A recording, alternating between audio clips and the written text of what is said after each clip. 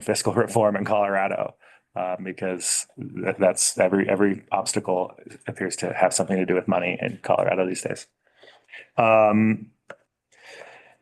Colleagues, I reached out to Mount Evans Hospice.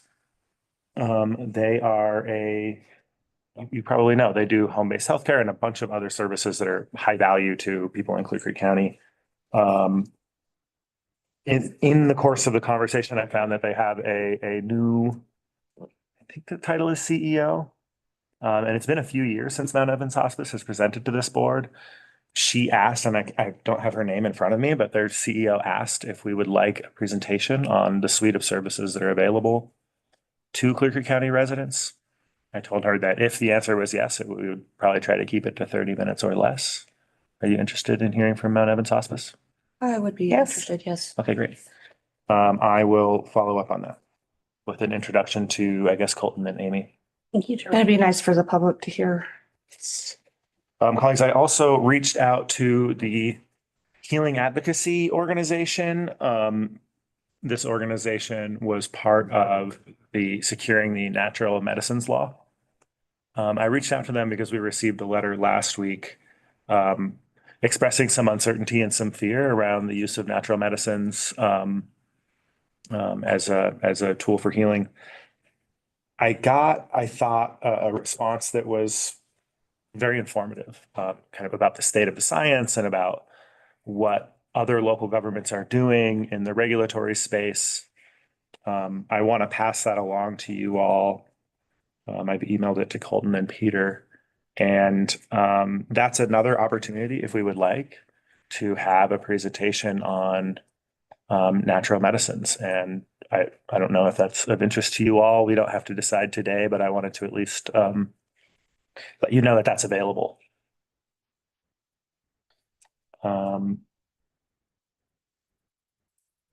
Three more things. Bear with me here. This week I'm attending the National Opioid Abatement Conference. It is being held in Denver. Gateway to the Rockies Opioid Council paid my ticket.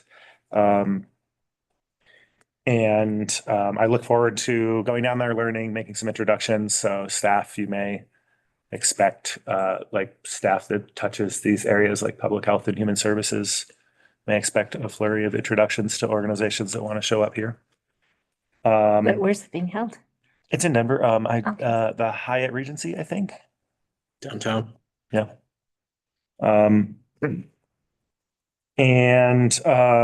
GROC is our local opioid abatement council.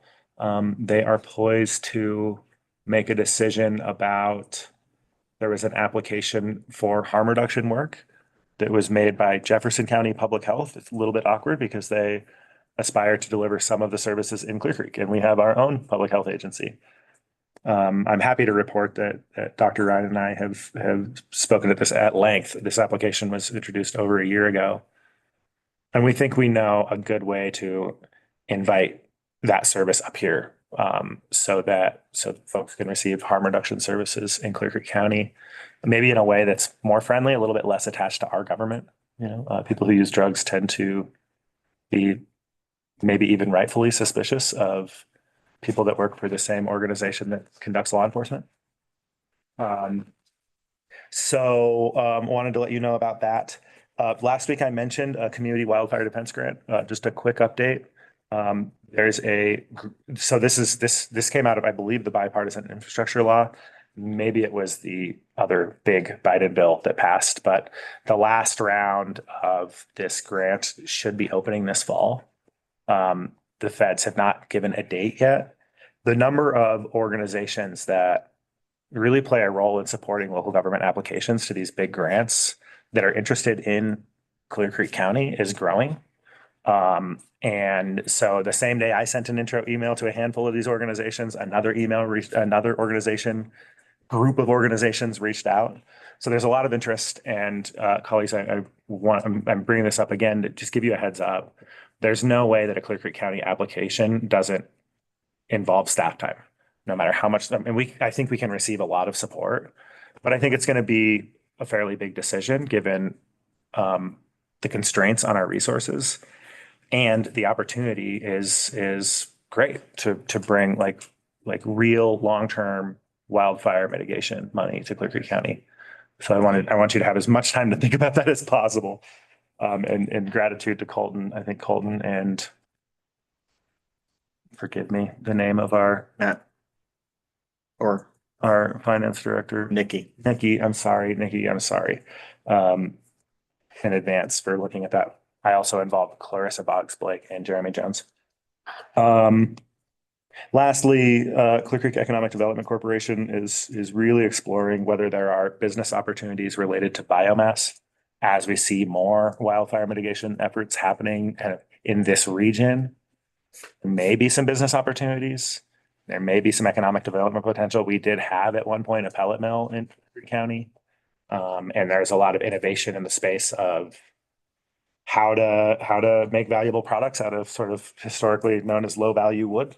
We don't have high value lumber on our hills, but so that's a conversation that may be exciting or it may go nowhere, but it's a conversation that's being. That's all from me. Thank you.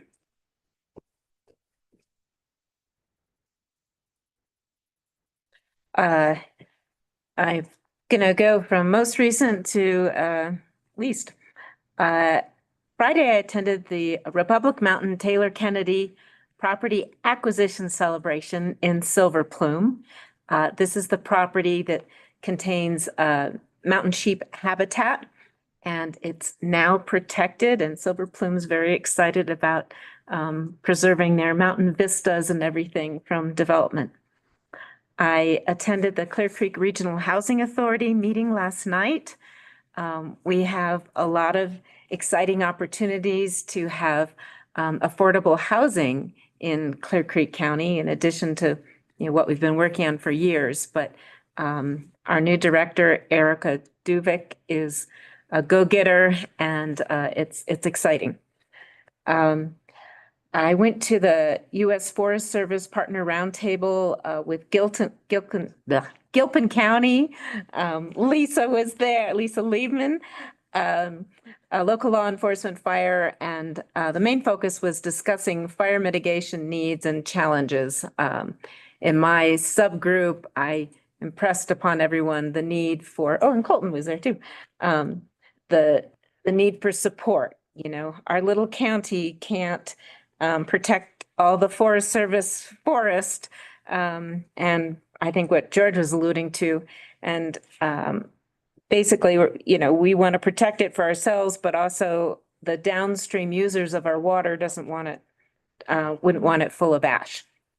The Dr. Cog monthly meeting in Denver was postponed, so I'll probably report on that next time. We all attended the mayors and commissioners meeting and the special BOCC meeting to make up for the meeting we missed at the conference. And then I also met with residents of Floyd Hill. So that's it for me. Thank you. County manager updates. Colton Roloff. Not a lot. We have a couple things. One, road maintenance right now is in full swing. We had, as everyone knows, a pretty light winter, so the roads are in worse condition than they normally would this summer, because the snowpack didn't protect some of the road base. So we're doing it. They're working as fast as they can. You'll see dust control and grading happening through all the secondary non-maintained roads in the county. So thanks to Road and Bridge for getting on that, but that's going on right now for the public's awareness. And we had our first Charlie's Place workshop yesterday with some stakeholders on trying to figure out how to diversify that operation and potentially make it more sustainable. It was a closed meeting. These workshops, especially when they have members of the public in them, people don't always know what is legal. I want people to feel like they can offer any ideas or any feelings. Everything that comes out of these meetings will come to the board. We will basically come to a couple of proposals that the group agrees on. We will submit those to the board in a public meeting for public input at that point. And that's why these meetings are closed at this point, because we don't want to create more confusion. If someone offers an idea in that meeting that may or not be legal, and then that makes it out into the community, that's going to create more confusion. And I can't vet every single idea in that meeting in real time. And I want to offer Peter a chance to make a distinction between an open meeting and a closed meeting. Well, I think you pretty much covered it. I will say, the fact is we have internal staff meetings all the time. They are not open to public. Open meetings have to do with when there is a convening of a public body. Typically two or more when it comes to a county commission, when it's a 3-member commission, 2 or more members of a board. And only if county business is going to be, action is going to be taken on county business. This is not the case. It's an interesting argument that is being made in the media, but that is absolutely inaccurate in terms of an understanding of open meetings law. Thanks, Peter. That's it for me. Thank you. Thank you, Colton. All right, moving on to our action items. First up is the consent agenda. Does anyone want to pull anything or discuss anything? I do have to mention one thing before you read the agenda in. On, where is it? Item D, 6D. Oh, sorry. Oh, I'm sorry. Is that, am I looking at the wrong one? Was she, Amy made? Yeah, number 7 was the change, Peter. Oh, okay, I see. So we probably should announce it. We'll unless- announce it. Okay. Yeah. All right, sorry. Yep, Amy briefed me on that. Thank you. All right, consent agenda. I just read A through F. Okay. Consideration of approval of the warrant register. Consideration of approval of the water leasing and basin-wide augmentation plan agreement between the Clear Creek County Board of Commissioners and Janelle Haddad and John Paul Haddad. Item C, consideration of ratification of approval of a statement of work regarding the Child Fatality Prevention Act and maternal child health. Item D, consideration of ratification of approval of memorandum of agreement for referral clinical services. Item E, consideration of ratification of approval of an intergovernmental agreement for clinician preceptor services. And finally, item F, consideration of approval of forest receipts allocation agreement between Clear Creek County and Clear Creek School District RE1 for 2024 supplemental forest receipts and 2025 forest receipts distributed in 2026. I will make a motion to approve the consent agenda. Second with a request for comment. All right. What is your comment? Just a quick comment on item F. I'm glad to see that forest receipts funds are coming. In addition, we got some additional funding from 2024 as stated in the memo. We talk a lot about bad financial news in this room, and when we get good financial news, we may as well mention it as well. Not a game changer by any means, but the extra tens of thousands of dollars, I'm sure will be put to good use. Thank you. All in favor? Aye. Aye. Consent agenda is approved. Commissioner Marlin, I didn't hear you vote aye. I heard it. You did? I did. Okay. That was quiet. Hold it. All right. Board of County Commissioner action items continued. There is a title. Do you want me to address this, Peter, or did you want to address it? No, if you'd like to, that's fine. Thank you. Item 7, there's a title correction made on the record. Consideration of approval of the Collaborative Management Program Memorandum of Understanding. And I will chime in just to say that in the agenda packet that was published last week, it did include the correct Okay. item, the correct agreement. It just misstated it on this agenda. So, Okay. So this was the correct description. yes, We can, that's correct. right? Thank you. That's an action item. Do we need a motion to approve it? Yes, but I believe that Sarah Casano from Human Services is going to speak and to this agreement and give some background as part of essentially what would have been a work session, but is now an action. Thank you. So I'm sure you'll remember about this time last year, I was in front of the board just explaining what CMP is and when it started in Clear Creek County, but I just wanted to give another quick update on that and then answer any questions that you all might have about CMP. So it started in the state in 2004, really as a way to help families who are maybe navigating, working with multiple systems, maybe juveniles who are involved in the justice system and also maybe human services. So to bring agencies together that are working with families to better serve those families and to take away some barriers that those families might have in place if they're trying to navigate a bunch of different systems. So bringing systems together to reduce duplication of services, to hopefully share in the cost of serving families. And so it's a great program that I'm excited that we've now been a part of since 2022. Started receiving funding in 2023. So this year we anticipate receiving again another about 80,000 in incentive funding.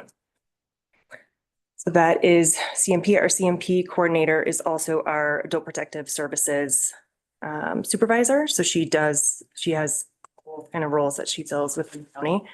Her background is she really started doing work in 2004 in child welfare for Jefferson County. So she has that kind of nice background that helps her when she's working with families, kind of facilitate family engagement meetings and work with them to get them involved in whatever services that maybe are identified during our family meetings.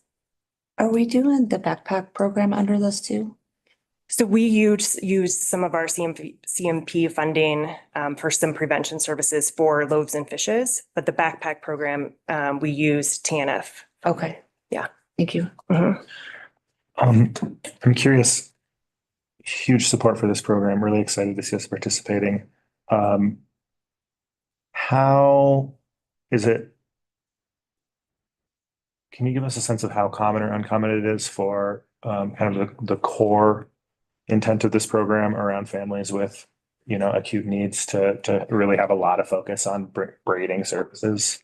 How frequently is that element of this program needed and used in Clear Creek? So it is a requirement of CMP. So anyone that's coming through CMP is experiencing a need and working with multiple systems within the county. I think our coordinator is working really hard to remind people that CMP is out there and to make referrals to CMP. So right now we see most of our referrals coming from human services and the school. And we see a little bit of a fluctuation right after she gives a presentation for a different organization. So I think the more we can remind the community that this is out there and a good referral source for people, the more we'll see it used. So the CMP program is not only available to families with like open child protective services cases, is that? Rarely is it with a family with an open DNN. Typically, it's a family that maybe we've received a referral on, or maybe we've had an open assessment on, and we think a better path for them would be to receive some services through CMP. And who can make referrals? Anyone? Anyone, even families can make themselves. Okay, so that includes victims advocates, Everyone. CASA, law enforcement agencies, Our judge, the school. CChat, the judges, the Mhm. schools. Okay, Mhm. thank you. Yeah. People who know people who need help. Right. Okay, You guys could make a referral. Yeah. thank you. Yeah. It's a really, really wonderful program, colleagues, and really glad that you participated. I think it's a little bit of extra work. It comes with a little bit of money too. And Yeah. for me, it's one of the examples of the excellence of this department. Mhm. Well, really, it's because Commissioner Marlin pushed us into applying, which at first, I think he knows I was not excited about the idea of doing it. And now I can't imagine not having it here. So I'm Great. that we do it. Yeah. Thank you all.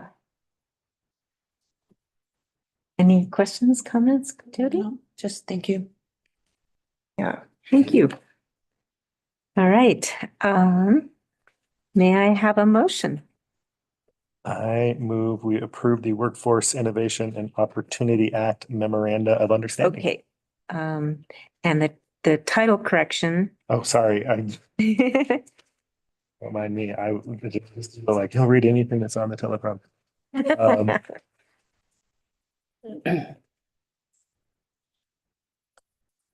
I move we approve. This makes a lot more sense. The Collaborative Management Program Memorandum of Understanding. Second, Second. any further discussion? All right, all in favor? I, Aye. Thank you, Sarah. Sarah, you can just take the credit. You're doing the work. You can just take the credit. What? Well, it's really I Darlene. know, and I need to get Martha in here. Didn't do work. CTSI won't be here, so I need to get Martha here. No, Okay. until 10. No. Like I can't get them to show up faster, but I'm gonna get a hold of Martha.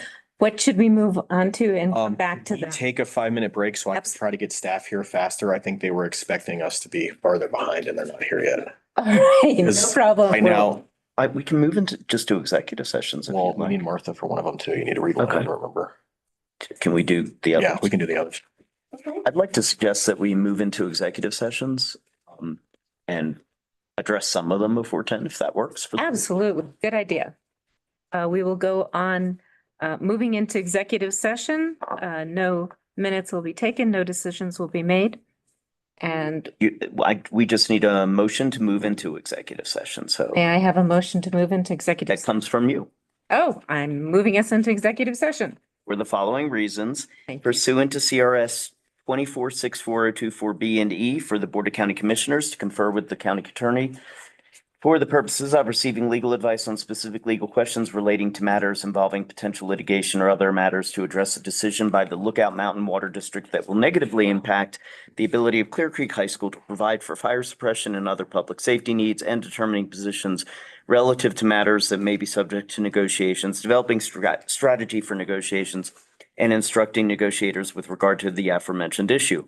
Pursuant to CRS 246402-4B and E, for the Board of County Commissioners to confer with the county attorney for the purposes of receiving legal advice on specific legal questions pertaining to potential liability and risk exposure arising from public safety responses, and determining positions relative to matters that may be subject to negotiations, developing strategy for negotiations, and instructing negotiators with regard to addressing that potential liability and risk exposure. Pursuant to 246402-4B and E, for the Board of County Commissioners to confer with the county attorney for the purposes of receiving legal advice on specific legal questions pertaining to the county's tourism bureau and day-to-day administration of lodging tax revenue used for advertising and marketing and tourism, and determining positions relative to matters that may be subject to negotiations, developing strategy for negotiations, and instructing negotiators with regard to accomplishing the most effective operational structure for that administration of revenue. I'll hold off on the other two, reading the other two into the record, because I think that will keep us busy next hour. All right. We will be moving into executives. Yes, Second. George. Second. Thank you. All in favor? Aye. Aye. Okay, we're moving into executive session.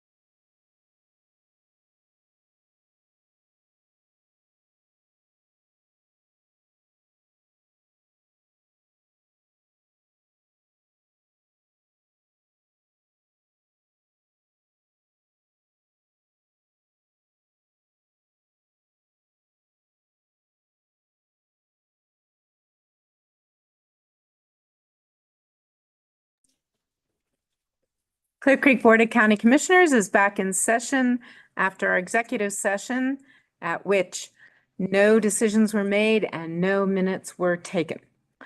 Moving on to the Board of County Commissioners regular session. First work session is a 5-year loss analysis with CTSI. Tyler Atkins, welcome. Hey, good morning, and thank you for your time today. We will be going over the casualty property pool today. So this one will be a little bit faster since Clear Creek is not members of the workers' comp. So really, I'd just like to start and once again, thank you for your time today, and thank you for not only being members of CTSI, but also our owners as well, as we are county owned. I do like to start with our year end before going into our 5-year loss analysis, just so we can kind of see where we're trending last year and how that compares to the prior 4 years. So without further ado, any specific claim questions we can I can definitely I'll write down a note and we can answer in an email, as some of those might have sensitive information, and then I like to get our claims reps involved because they kind of know more about individual claims than I do. We're kind of just looking at a 30,000-foot view of all the claims and where we're trending with our hazards and liabilities. So All right, I'm pulling it up for you in a sec. perfect.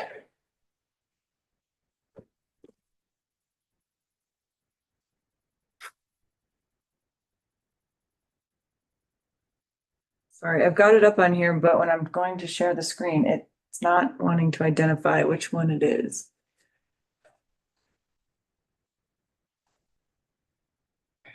Oh, here we go. Got it.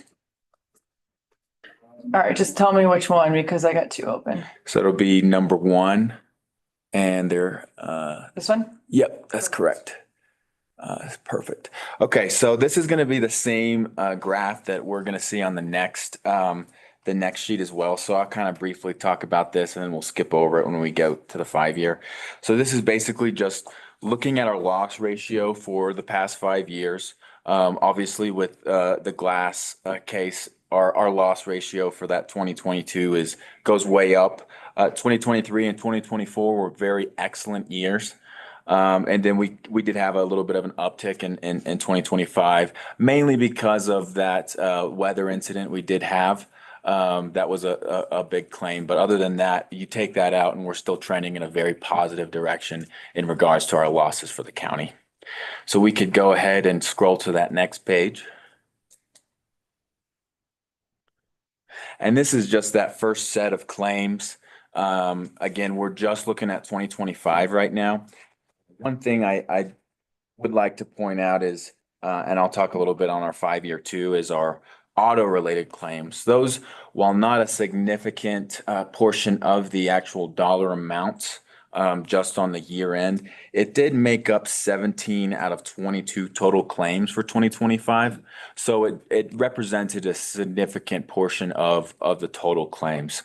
And one thing, when I'm looking at a lot of the auto related claims that we did have, is one recommendation that CTSI offers is the coaching the experienced driver class.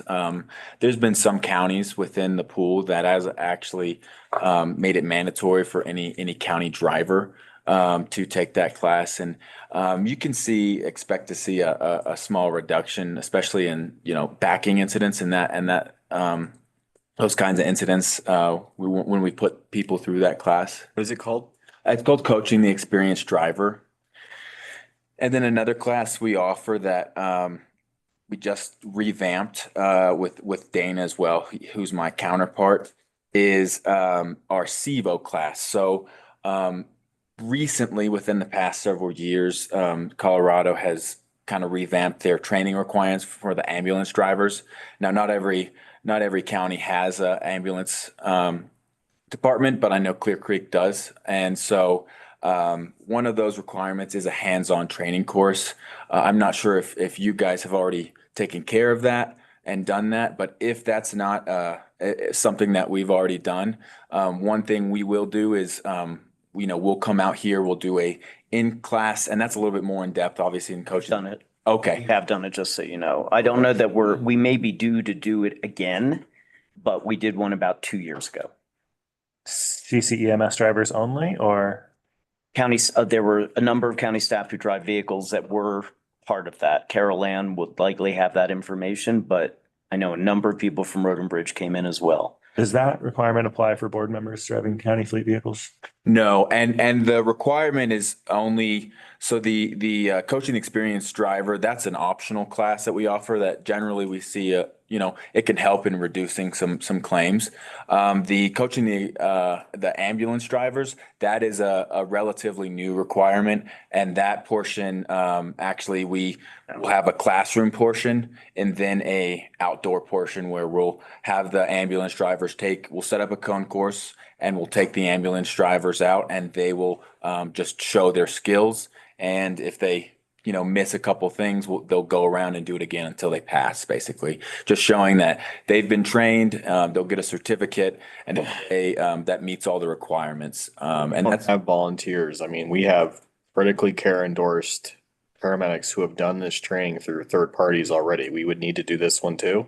so that's on if they've done it once many years ago, that we might look at getting them to do it again.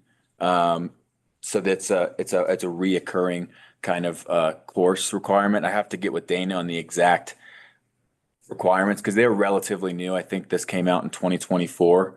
And I believe it's a every 2-year refresher requirement. Now, again, I have to check with Dana to 100% confirm that, but that's I know it is on a basis where you need to recomplete it on a certain.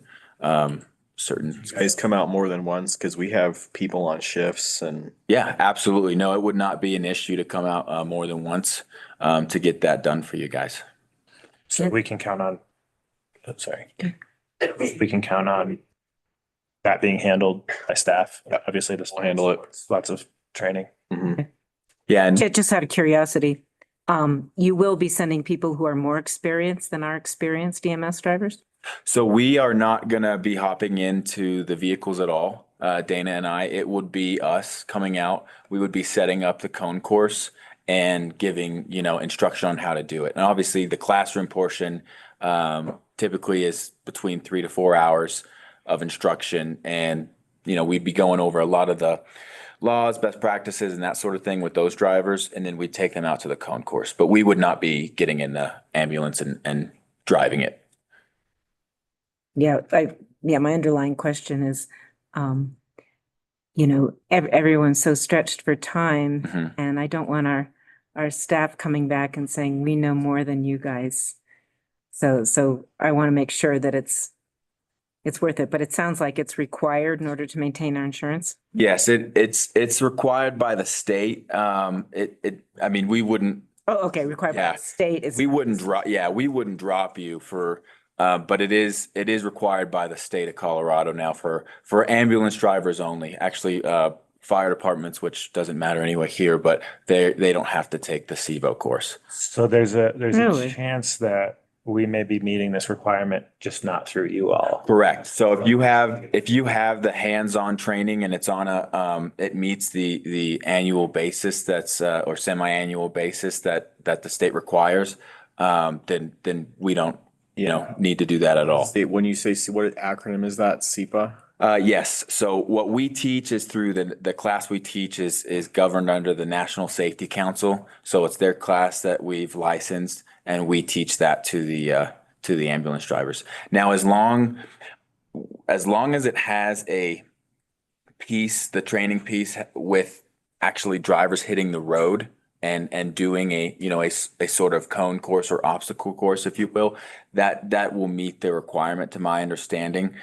We did have some counties in the past before this bill and even still that are just doing the kind of online refresher training.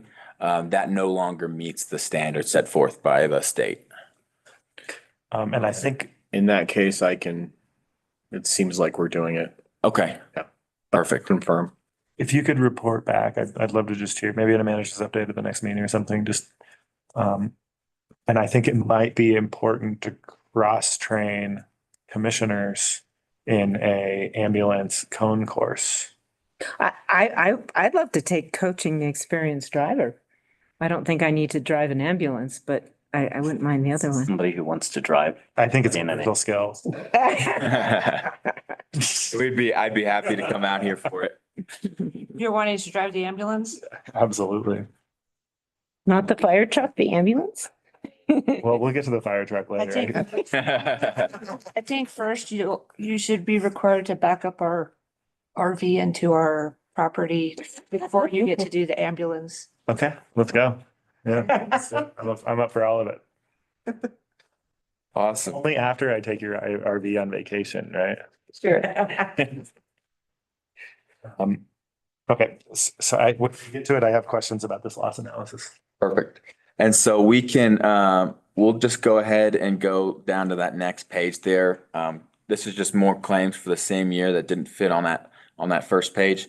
Now, one thing I will point out here for the district attorney's department you see down there is we put those claims where they originate, but the cost is split between the district as a whole. So that's the only kind of special nuance with that.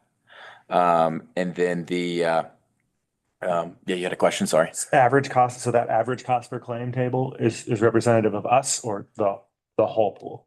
So that would be the average, so we'll look at the whole pool a little bit shortly here, but this is for us.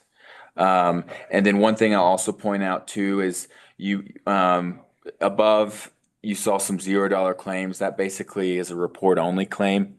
And then another kind of nuance here with the reserve amount is you can see under the district attorneys that claim ends in 001. Typically, that means at the publication of this report, that claim was still open. And that's what we held in reserve and what we expect it to be worth as a and then that may, if that closes, then that would get turned to a exact dollar amount for the mid-year, or potentially it might not change till the end of next year. Staff, you might have answer to some of these questions. I think we know about the incident that happened about an ambulance sliding into a fire engine. These other claims here, moving vehicle and commercial vehicle past hitting mirrors. Do we know what that was? Because I'm not seeing dates or I'm not seeing, I suspect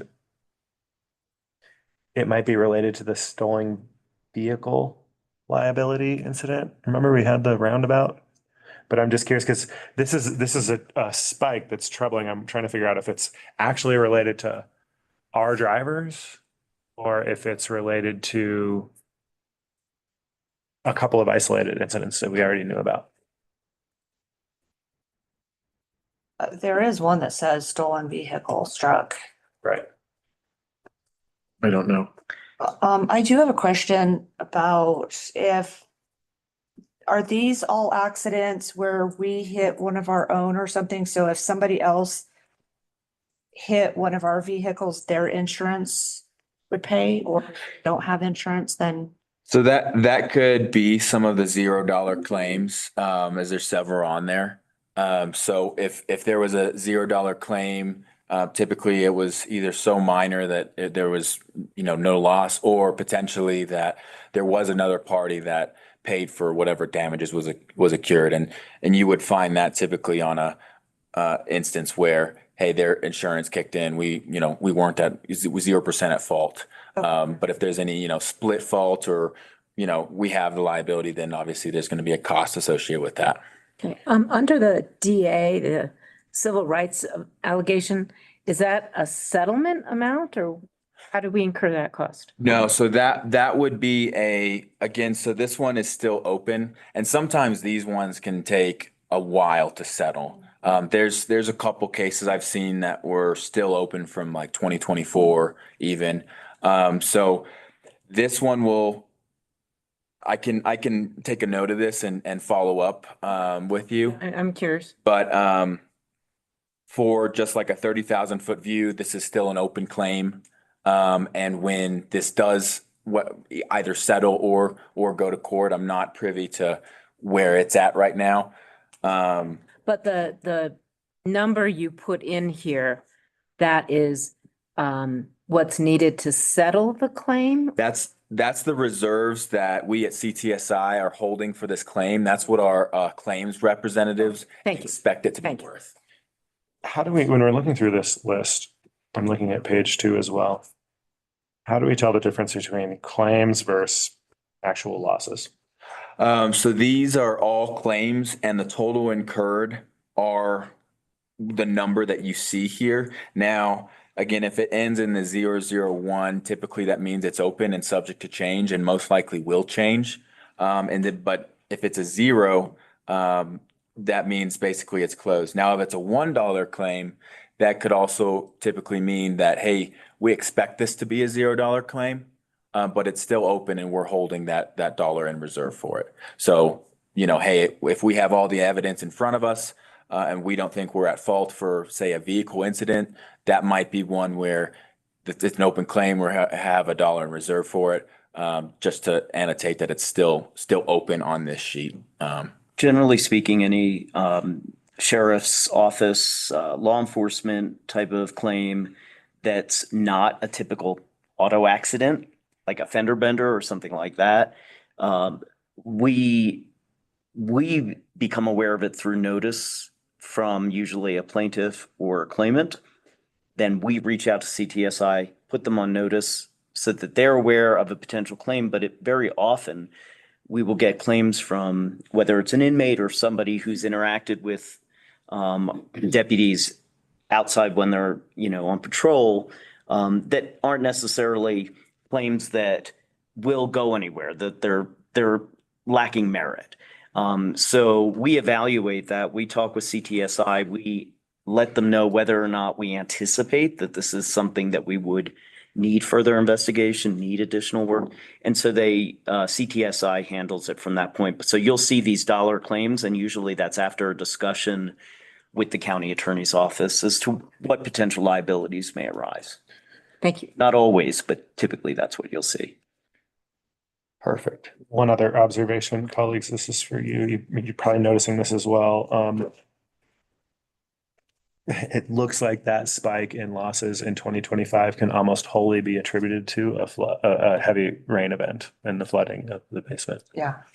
Oh, Yeah, when Out of train Oh. around that one, and et cetera. Mhm. Thanks for being there for us. Yeah, when I was kind of doing my pre-notes to this, I did the math. That one was actually about 2/3 of our losses for 2025. That single claim there. So really, we still are trending in the right direction. We're still up, even if you take that one out. We are still slightly up from 2023 and 2024, but those are just really good years for Clear Creek. so when you say our, you mean Clear Creek? Yes, Thank you. yes, ma'am. Oh. Any other questions before we move on here? No, I just would say hopefully in 2026, hopefully we don't have frequent, robbings of our roundabouts. Like there were some unique incidences that show up on this that help explain the jump even outside of the rain event. Perfect. Not trying to advocate that we don't need to train and pay attention to this. I see relative to deeper into our past, continuation of a lot better performance on claims management and loss management. So that's all. 100%. Okay, we could scroll to that. We'll do these ones real quickly and then switch to the 5-year. These will just be we're going to look at the pool as a whole here.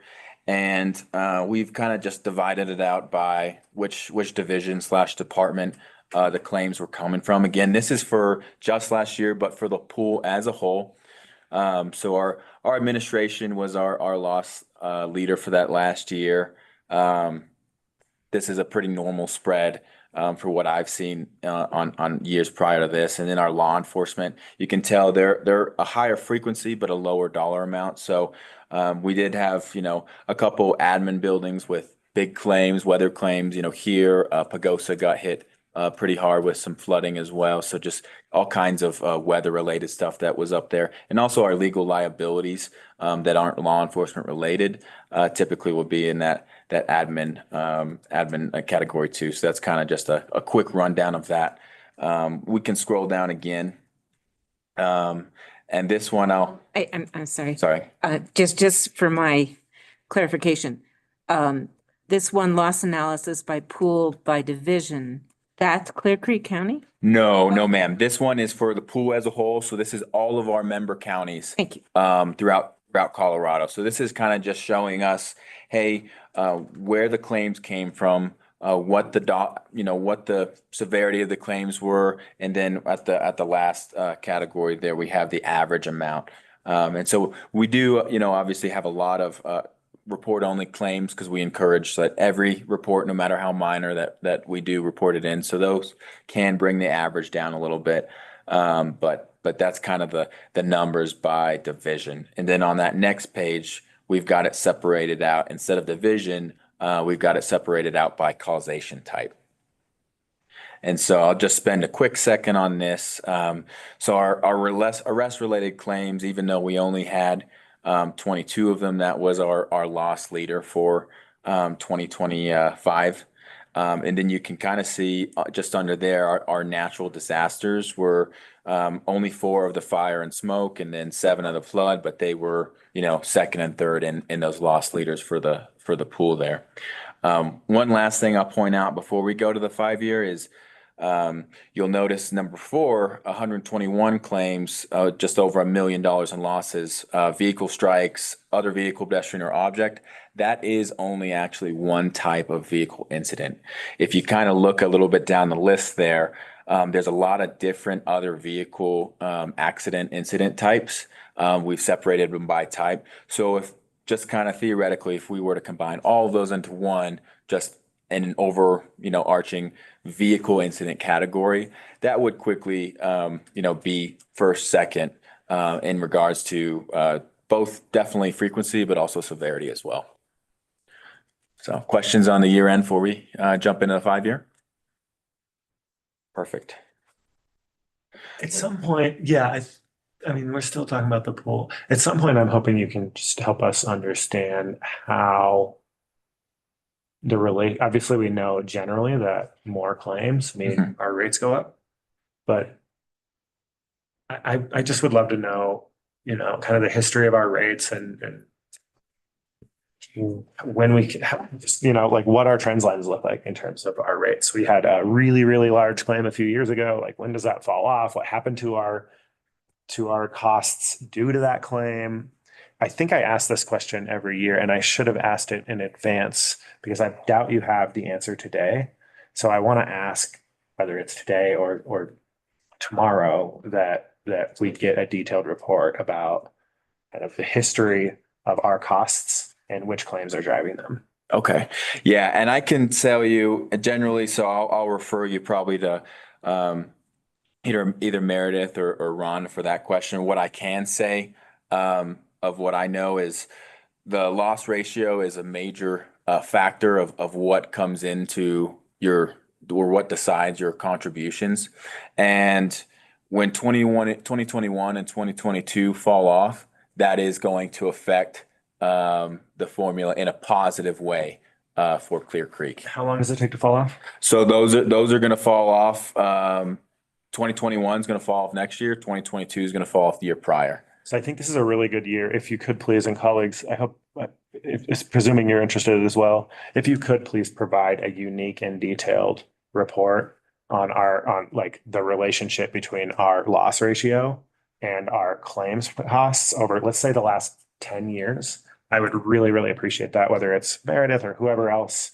I don't know that it needs to be a presentation to us, but I would at least like to see it in writing. Okay. Kind of thinking we had a presentation when we were in that training, remember? Mm-hmm. I think Rebecca and I had something similar to that.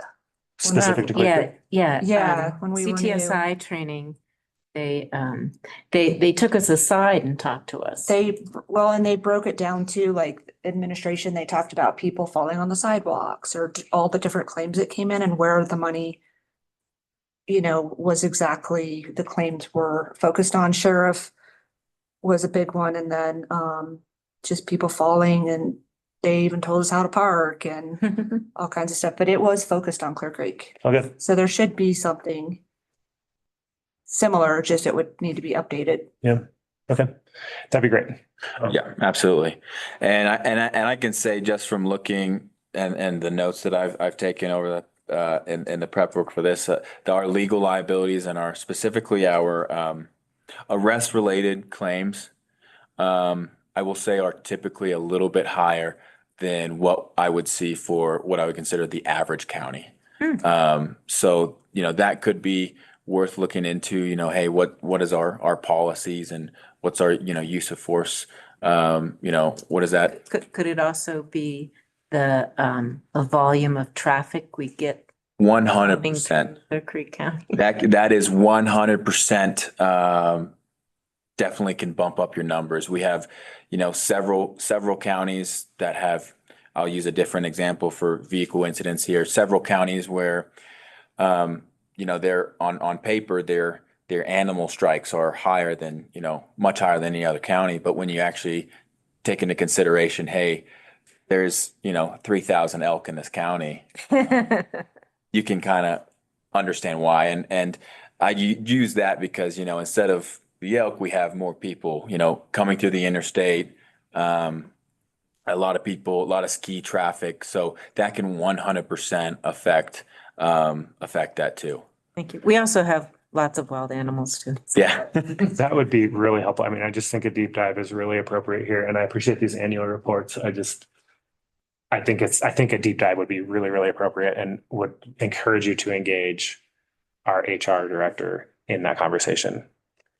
Be our finance director in this case. You're handling note. claims now, yeah. Yeah, I'll set you up. perfect. Yeah, I'll just wait for your email and then I will get probably either Rhonda or Meredith or both to because they know a lot about the formulas and all that stuff than me. Can I ask that you not wait for an email from Colton, that you produce the report and you initiate it? Is that okay? Okay, thank you. Sure. I would be curious on this when you showed the cap loss ratio. Because when I'm looking at the graph, we can't see 21 and 22 because it was, So high off the chart. yeah, it like what those numbers actually were. Compared to It, our 23 and 24, obviously messed everything up. Yeah. Yeah, there was, we had, just one in 2022, for example, just that one class claim was, more losses than we've seen for a single county in a while, just one claim. And that's, you can see by the graph, luckily, that's not a trend, right? Back in 2023, we went all the way down. 2024 was also a really great year. And then we just, again, there's not much you can do about, natural disasters and flooding, which, we did have that significant storm last year. But again, you take that out of the equation and we still are looking very good on paper. And when that 2021 and 2023, when they do fall off, again, that's the loss ratio of what we have is that goes into the formula that they calculate your contributions at. And they use the oldest, I believe they use the oldest of the 3 years instead of the 5. So in 2 years, when 2023 and 2024 are your, the contributions should look significantly different. But I'll get, George, per your request, I'll get something set up with those people. Yeah. And I want to ask who, other than the finance director, is there anyone that the commissioners want to be, invited to this or? I think our staff can get us the information and then we can Okay. decide whether we want a presentation. Mhm. And I think just to be precise, I'm looking for a comparison of loss ratio, just total losses in addition to loss ratio, and then our costs. That's called a premium, right? Yeah, and then what I have is just anything that we have that's higher than a county our size should have, just so we know what those are. Yeah. Yeah, it sounds like. So like traffic number of lighting. incidents, or if it's traffic, or like he said, maybe use of force, I don't know, but just to see, so we can look internally on potential explanations about why that is, or if there's something that we can do differently. You mentioned that 19 million was the biggest for a while, the glass settlement. Have you had bigger in other parts of the state? To my knowledge, and I'm fairly new with CTSI, we haven't had anything close to the time that I've been here. However, our reinsurance kicks in after that amount. So that would be the highest claim that we would pay in anyway. We paid, I believe, and we'll see it on the 5-year, a little over 10 million. And that's anything after that, the reinsurance will kick in. All right. Thank you. Peter, you know the answer to this. Yeah. The settlement that was signed by 5 parties related to Christian Glass Right. was $19 million. It was the largest settlement in Colorado history up till that time. I do not know if there's been anything subsequent, but it was even a higher claim than the Elijah McClain and settlement was for the Aurora PD. our liability, Clear Creek County's liability. So we have through CTSI, you have CTSI and they cover a certain amount, and then our excess carrier there, you call it, what did you call it? Reinsurance, excess. Insurance, excess carrier kicks in the remaining amount up to a maximum of $10 million. Anything beyond that, the county general fund is directly exposed at that point. There is no other insurance. And the amount. We can sometimes get a waiver, by the way, to exceed that, but my understanding from CTSI is that is extremely difficult to do.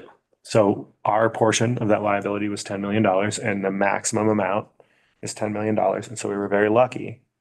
And that's statewide. We were very lucky that nobody else needed anything out of that excess pool. Because we didn't have to pay a single penny of that settlement. The cost to us is going to be answered when they get us this report about over a 5-year period, how much did we pay increase in premiums? We did pay a deductible, but I mean, the deductible is minuscule compared to $10 million. It was about, I believe is it, Tyler? I think it's 250,000 is our deductible, but I couldn't tell you off the top of my head, but I could. Sure that was, but that's still obviously. I really wish that was one that was out in the public a little more, because we do constantly hear about that. This is why this is the moment because of the history of the claim to say, like, let's actually produce a report about that, because so often you hear the county doesn't have any money because of this incident. And so having a 1-pager with some nice graphs and stuff would be really, really helpful to help the public understand what we're up against. Okay, so I'm cringing right here because you don't really want to tell the public that we have $10 million in insurance plus reinsurance, because then they might think that, oh, well, we can just sue you again for vast amounts of money. I mean, you don't typically reveal how much insurance you have. You can avoid it. Yeah, our insurance caps are public record. It's not anything that's something that we would not share just publicly anyway. All right. The reality is people will sue us regardless. Okay. Sometimes claims are meritorious, sometimes claims are not meritorious, and we handle each one on a case-by-case basis. Thank you. Yeah. I love that you're a watchdog for this stuff. Thank you. And we are only responsible for Clear Creek County part of this, not. We are, Idaho but Springs, not. that is correct. Anything else that was involved. Municipalities are generally covered under CIRSA, I believe it is, they're under a different insurance coverage. And indeed, in the Christian Glass case, the reason it was a $19 million settlement is because other parties did pay into it as well. So there was, we had State Trooper involved and also the Muni of Idaho Springs, right? So. And Georgetown. Silver. So. No, Silver Plume does not have a police department. And I do not believe Empire was included, but don't quote me because I do not remember. It's been a while. Perfect. How are we doing on time? Because I want to get through this 5-year. Do I have at least another 15 minutes to get through this? Go for it. Perfect. Shut up. Awesome. So I'll get through this quickly and then we can do any questions towards the end there. So we can skip to that second page because we already saw the first page of that 5-year. So we broke it out per graph. So again, we're just looking at just Clear Creek right now. but through 2021 through 2025. So we did have a total of 80 claims throughout the past 5 years, with a total of 11 million, just over $11 million in severity. Now, 90% of that was one single claim. And obviously that you can tell if you look at the graph in the severity, obviously that fell under the law enforcement division. Zoom that in a little bit. Which, the top one or? Yeah. Now, again, you'll notice in the severity too that it does say 10 and not 19. That's because that's what CTSI kicked in before the reinsurers.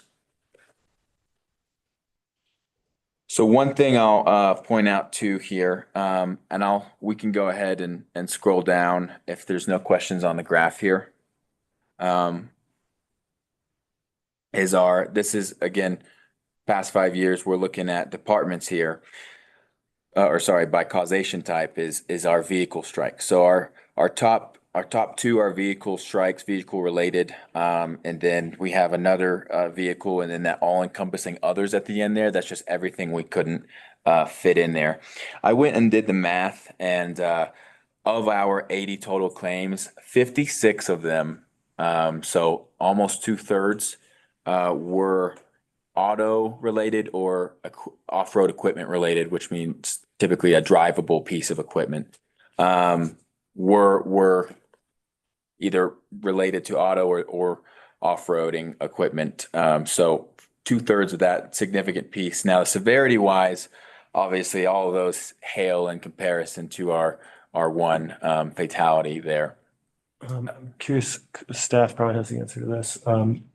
Off-road equipment, is that road and bridge equipment, or is that like, I know the sheriff's office has like some. It would depend, it would depend on, it could be road and bridge equipment, or it could be off-road, like and it depends on what it is.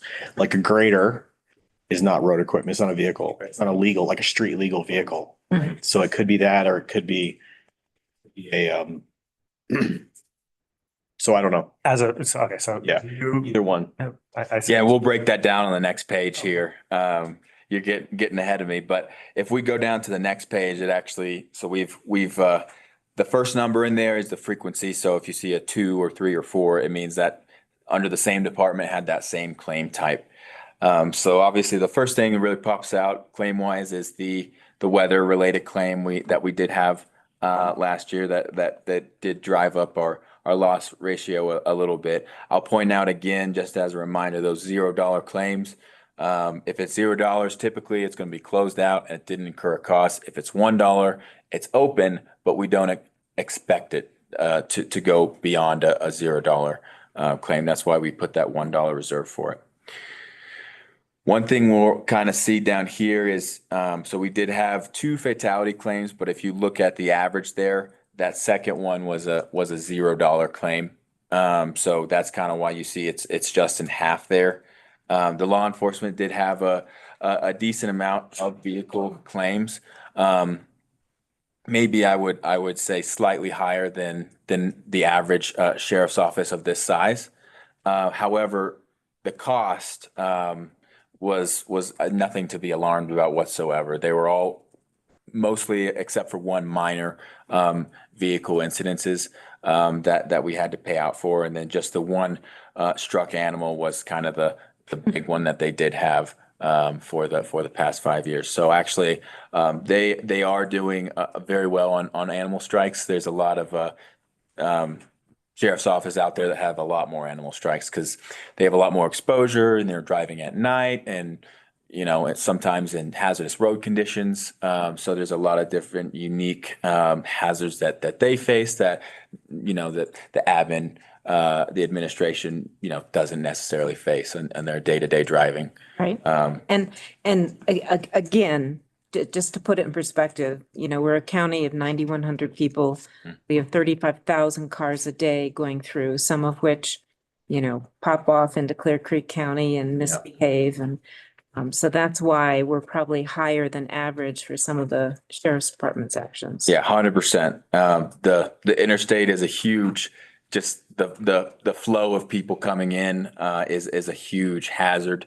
just in and of itself. And you have, a lot of people not obeying traffic laws and stuff like that. So that puts our deputies at a increased risk of being, an offender bender, just that increased amount of traffic too. So nothing I would be concerned about.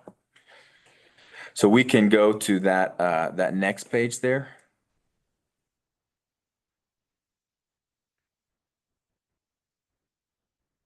And so this is just more of the same. Again, we're just looking at the claims, and you can kind of see just from the second sheet as well. It's, vehicle, vehicle, vehicle, vehicle. So that's one, maybe focus for going into, finishing out this year, going to the next year is, hey, what does our driver policy look like? Does it work for us, or could we revamp it? I'll give you an example.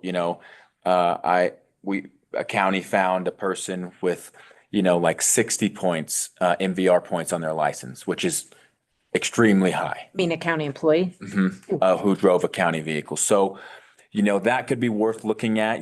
Maybe we ask our department leaders, hey, do we do annual MVR checks? Surely we do them on hire, but do we do them on a regular basis too?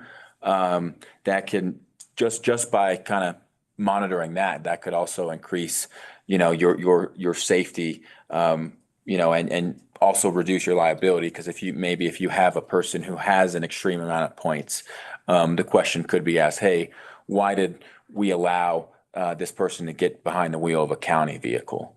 So that's always worth. Do we Progressive has transponders? Do you all participate in any programs like that? So we at CTSI, we don't have like a discount or anything like that I know of. Now, what I've used in the past, so I've been a director at a construction company with a large fleet of trucks, very large, like couple thousand just in the neighboring states. And one thing that has worked for us that not all counties can afford, but I think it does provide a return on investment, and your sheriff's vehicles might already have them, is telematics. So it would show you, what would happen before a incident, and dash cams can do this too. But dash cams generally are more retroactive than proactive.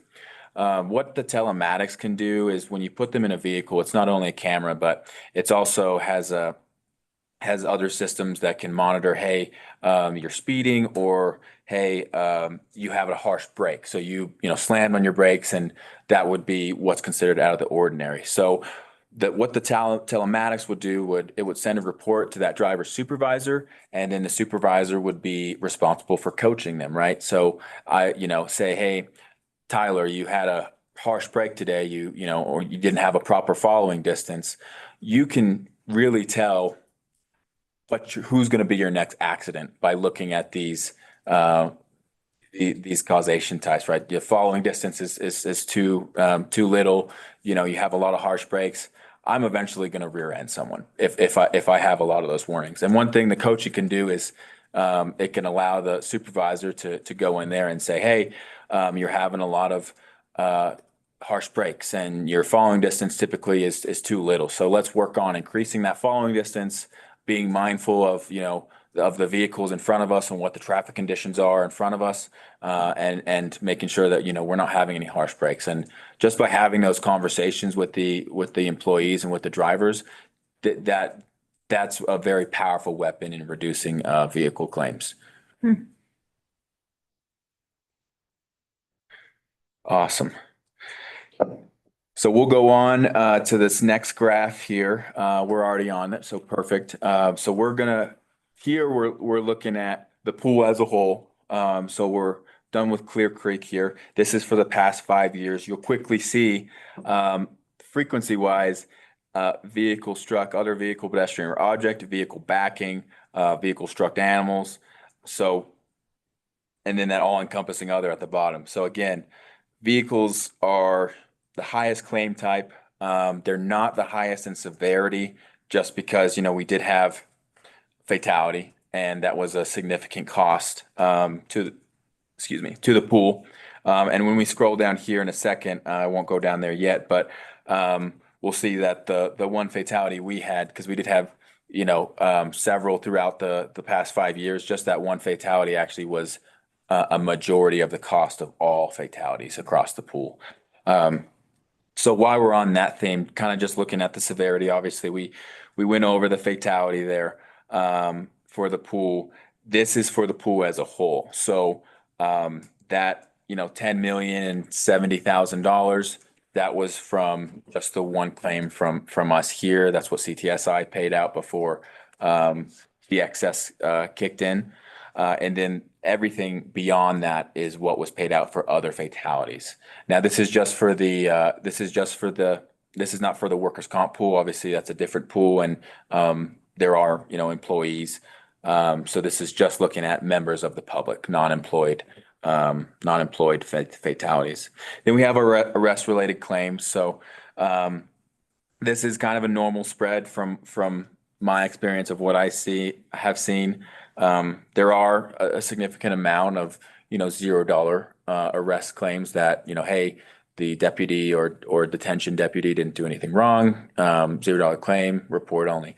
But then when we do have claims that, are, hey, this is valid, those can be a pretty good dollar amount in regards to severity for losses, whether we, violate someone's rights or use excessive force, right? Then we have our, kind of natural disasters under there, hail and wind, fire and smoke. Those were pretty significant. We did, every year it seems we have, 2 or 3 really big events throughout the state that kind of knock those losses up. And then we have lastly, our vehicles striking, and then our all-encompassing others category. Again, if we were to combine all of our vehicle incidents, regardless of causation types, I would expect it to be probably under the fatalities, but above the arrest related, or at least above the hail and wind there. And so we can move on to our last page here, and then I'll open it up to any questions we have. But you can see at the top there, loss types, we did have 41 fatalities within the pool as a whole. Obviously, you can see by the average cost there that not many of them resulted in a dollar amount. So that could mean for example, if a detainee passed away, we would report that still as a claim, but that would not show fault on us, for example. So we would still report it. We encourage everything to be reported, but if we had no fault in it, that's kind of, so that's kind of bringing the average down there. Then we have our less related. So this kind of looks the same as the graph. It's just more of a 30,000-foot view, but you can see again, still our vehicles are, if we were to take all of them and combine them, they would easily be first or second in severity, and they would definitely be the top by far in frequency. So that's all I have. Do we have any more questions? Is this the same presentation you'll be doing at noon for the lunch and learn? This is actually a different presentation. So the lunch and learn that we will be doing, Dana and I will be doing, I'll actually be stealing Amy's office here. And we will just be going over, it's really focused towards sheriffs and what we're seeing in the pool, and potential tools that they can use, that the sheriff's office can use to kind of, hey, here's the data, and if you want to improve, here's how, right? And we might, we'll probably be going over some best practices as well, for driving policies, that sort of thing. We won't get too deep in the weeds, but we'll get everything we can in within an hour, and just kind of give some tools to our law enforcement partners, because their law enforcement division is one of the departments we're seeing an uptick recently in the past several years in claims in. So we're kind of just looking at that, and we thought we're going to have another one of these, I believe later in the year as well. And then we do have some law enforcement roundtables that will be in person later in the year too. And so we're doing those as to offer just a resource to the counties and to the sheriffs to, hey, here's the data, here's the recommendations, and do with that what you will. Okay, so I sounding like a broken record here, but you said the past few years, since COVID, we've had a massive uptick in Mhm. people coming up to the mountains. So that may have some bearing on that. It absolutely does. Yep. I mean, everyone was staying inside in 2020. So, I mean, you're bound to rebound after something like that too. So, Right. I mean, this is higher than 2018, 2019 too. So. mhm. Um, um, is that you the whole presentation? That's it. Okay.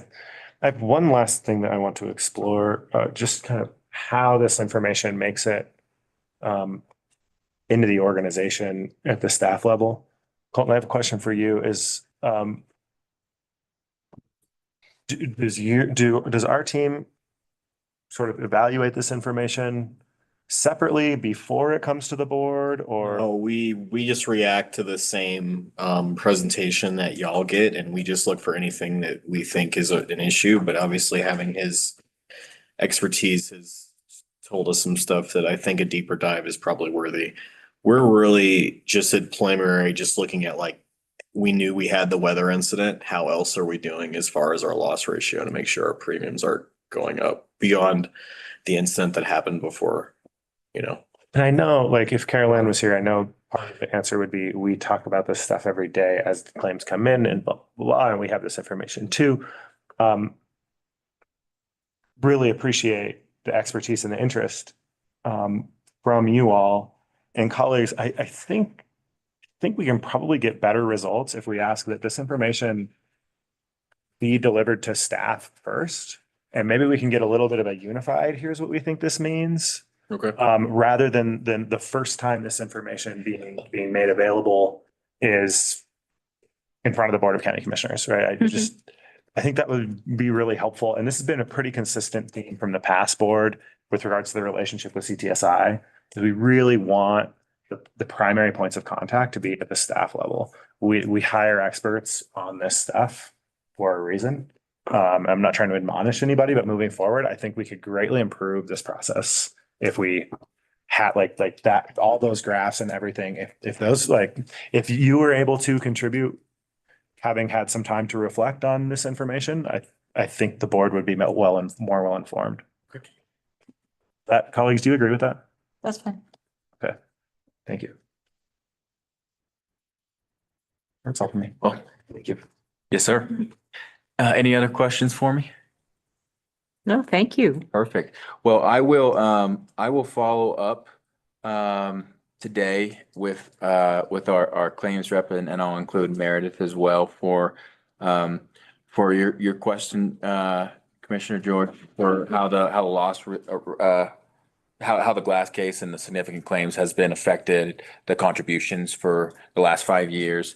And then Commissioner Rebecca, I'll follow up with you as well. I'll just include everyone on these two questions for the ambulance claim question and the DA, how that affects the losses for the county as well when it's split between the district. Am I missing anything else question wise that I'm going to follow up on that we can remember? I CC'd you on an email. Okay, perfect. Thank you. Awesome. Well, thank you for your time, commissioners. I appreciate it. Very much. Thank you.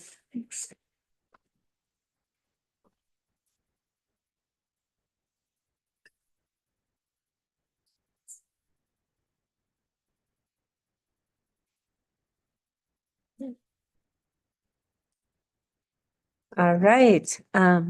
Clear Creek Trail status report. Martha Tableman.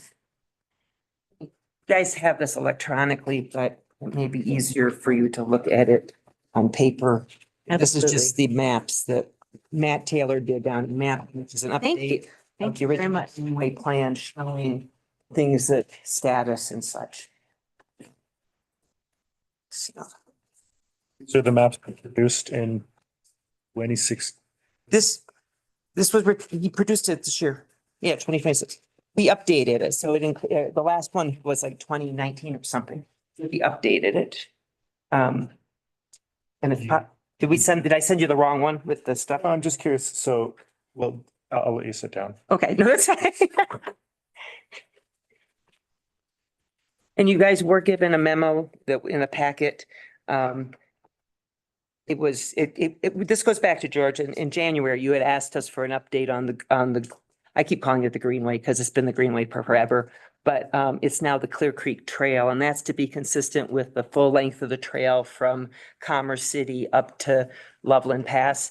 All the various entities, you will actually, as an aside, there will be an IGA coming before you, I think on the 7th, that is about a collaborative that has been established of all the entities along the Greenway, or along the trail, who are working together, and it's really in a collaborative approach so that we know what each other is doing and some ideas on signage and such. So that will be before you on the 7th.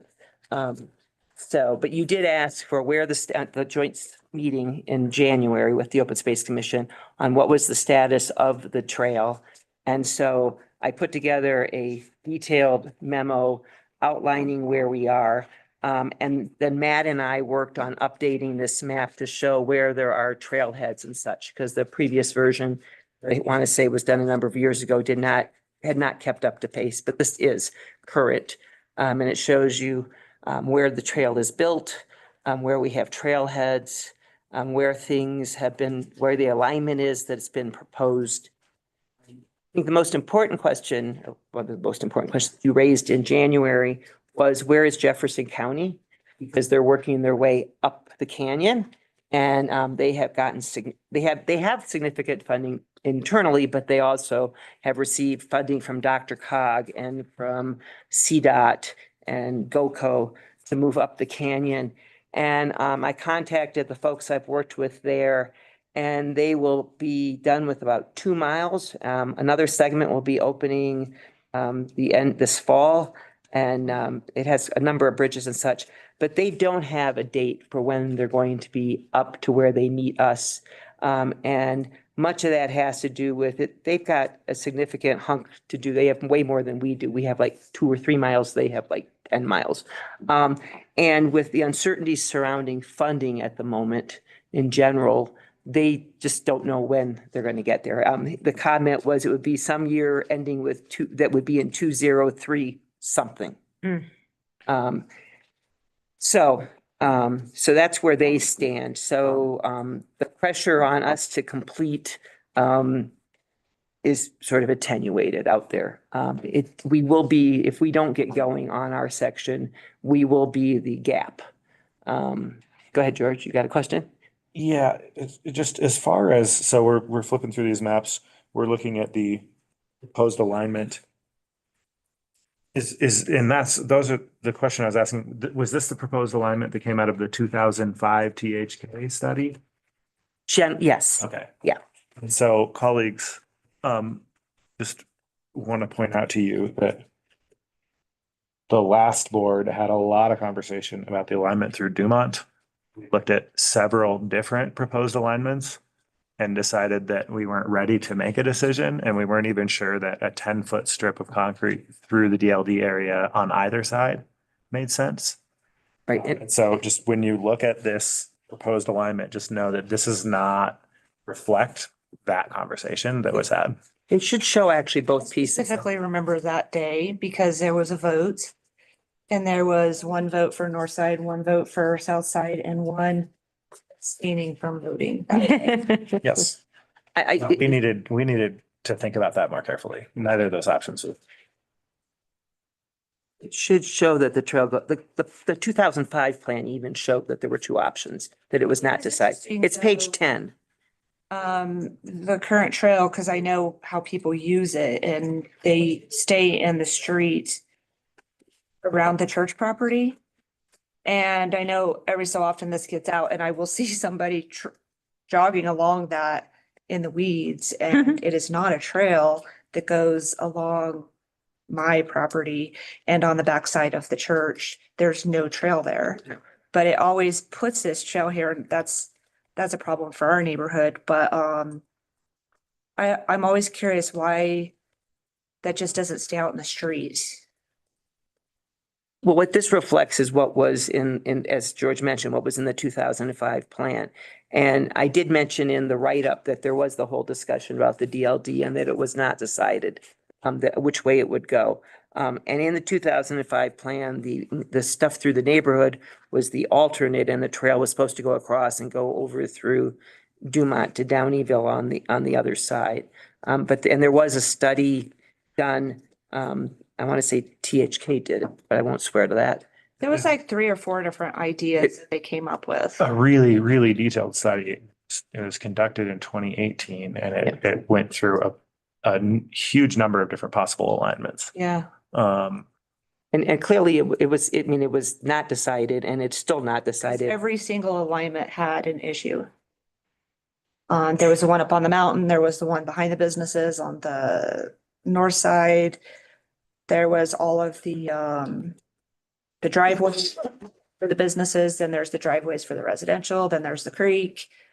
It's like just, there was no perfect. And the history actually go back, I was not here in 2005, but my understanding from the discussions that even in 2005, there were, which way to go was not clear. And much of it had to do with residents along where you live, who, like Dan Lovato, who was the 4th district ranger, and folks who didn't want it coming down. And so what was shown in the 2005 plan was that was going to be, quote, kind of the neighborhood trail where people, would go down and go through the animal shelter and to stuff over through Silver Lakes along the bottom there. But that they were proposing that the real trail, quote, the real trail would go north. But it was a point of contention even back then, still clearly hasn't been solved. I purchased my house because the people before me were mad about that, and so they sold and moved. When did you move into DLD? We purchased it in 2008. Oh, well, there you go. So yeah, they just were like done fighting it. What We I, did not know that when we because we were trying to get out of a situation at Idaho Springs. The football field was going to be developed and we had no clue this was happening. But most of the neighbors are still there, so. what I remember from the explanation of why the trail bent north around the old Mormon church property, because there's a desire to, wherever we can, get this trail close to water. And that was the way it was explained to me 6-7 years ago. And I know we're not here to resolve this conversation, but I wanted to just make sure that. Yeah. And I did document it in the memo. The other reason probably, George, is there also was a desire in general to keep the trail off the road in general, if you had a choice. And I think I'm channeling Amy Saxton, when she looked at the cost of doing the whole trail, kind of finishing things the whole way, I think a couple of years ago, it was like 35 million. And I would say realistically, or maybe it's pragmatically, as we look to the future, there are probably major segments of this trail that will not be off the road, that will actually be like we have at Alvarado and other places where you actually have colored shoulders so that so the cycles and people are you have an expanded shoulder, but you're on the side, because it just may make more sense economically. And that the number of people who really are doing the length of the trail are probably more cyclists. And even in Alvarado, where we've had discussions, cyclists may be more likely to stay along the shoulder rather than going in on a trail next to the creek. This is quite a bend, for a trail too. And I would like to make a note that I always talk about this, and I've been talking about this for years. That is private property that trail was designed on. And we've had Peter even look into it, that I don't know the future for that. There has been discussion of maybe some land trading or something, but that is private property that trail I has think been it's designed on. The creek access. the creek access. When you're talking about the LDS property, it's currently county property, but it might become But the creek part, the actual side piece Yeah, Yeah, it hooks around. it hooks around. It doesn't make it to the. It does not make it to the creek. We have surveyed it, we have reviewed it. That's fine. That's fine. But when you actually get to the point where you're doing construction through this area, all those things will have to be resolved. But I think the future of the LDS property is not certain. There's all sorts of unknowns through here. And so, I think for this trail, for me, from my perspective, and my recommendation with the board is if there is a direction to come out of this meeting is that we focus on finishing the connection to Idaho Springs from Jeffco. right, We come back to the DLD when that is done. Because there is very little value in that section without connectivity to Jeffco. correct. And that is the $50 And that million is dollar. CDOT is Right. to be fixing that from Floyd Hill to Idaho. There's still a Springs. 2 mile section that I think no one has funded or figured out how We to. have a section from about, well, from where Two Bears, well, actually even back, but beyond that. Well, actually, they're gonna finish up the Scott Lancaster Trail. The CDOT will finish that up to sort of where it was. From there down to just about Tunnel 5. You guys walked it with us last year. We go under, but we don't go very far because it was like $400,000. Expensive. Very expensive. That section from there up to there is going to be expensive and needs to be finished because once you get people up through the canyon, because right now they can't ride on the road because of the tunnels and such. People can connect to the Scott Lancaster Trail. They can ride on the shoulders of the road. You can get all the way to Level and Pass. We may not have dedicated trail, but it is passable, feasible, and actually probably even enjoyable for most people because the frontage road doesn't get, like up here by Plume and such, doesn't get that much traffic. And so that is the lynch point or whatever the right word is, that we need to get that piece done. Now, what I did say in the memo is CDOT from where the current exit is off where you end up at Two Bears, from that section to 6 and 40, they are using what was an old road along the flank there of I-70. They have, I don't know if they've done it, I think they have. They're raising it like 30 feet and putting cranes or some sort of equipment on it, which is then building the stuff that you see on the road. And they're doing it from there so they don't have to stop I-70 in terms of doing work. And they're going to have that big tower as you come down around Floyd Hill that's there right now. They are going to be able to pour the concrete up there, doing stuff from the side without stopping traffic. When they get done with that, they're going to take that area back down to sort of the level that it was, and they will have left it in a condition in which it will be a trail base for us. That segment, we will need to pave it and put railings on it because it's kind of steep on the other side.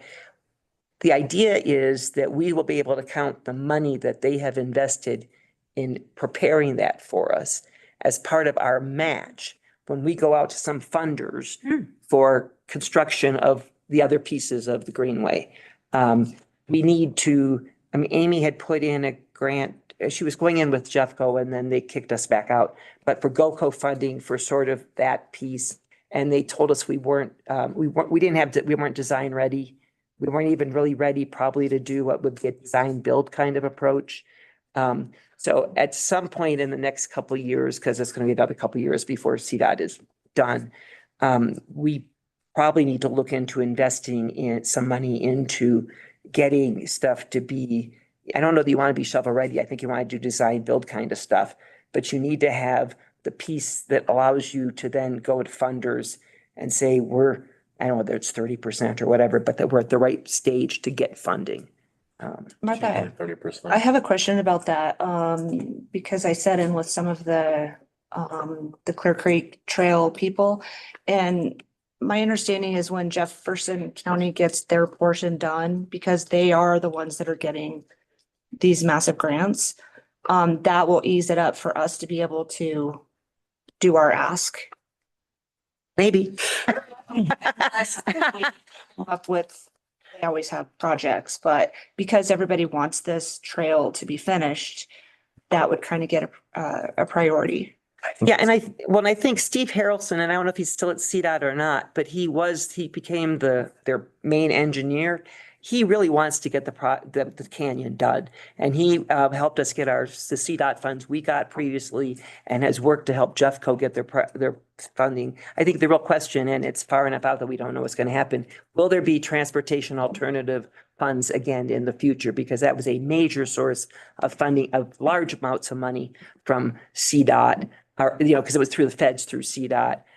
You had talked last time when I think maybe at the joint meeting, had talked about maybe joining, if we're part of Dr. Cog and we're in the MPO instead of the non-MPO. We got non-MPO money, but it's limited to $500,000, which is a drop in the bucket for what needs to be gotten. If so, I mean, Jeffco got, I want to say it was 12 million or something. It was some huge amount because they're in the MPO. Okay, So- we're in the MPO now. Oh, are we? Or at least Dr. Cog voted us in. I'm We not need sure the if governor the to governor sign. has signed it.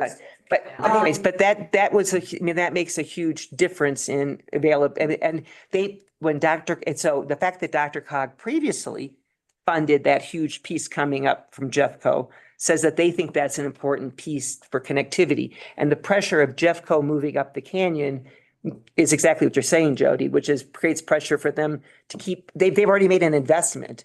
Their investment isn't going to be worth a whole lot if it stops at. They're really huge into bike to work stuff too. So Yeah, right. So, but that's, As is Dr. Cog. yeah. Dr. Cog. But so that should tee us up to be in a good position to get that kind of money to move it forward. And then we need to look at places like GoCo and foundations and other places to. we need to wait that 2 years when CDOT gets their stuff done, or do we apply like in 1 year so we're ready to go when they're done with their part?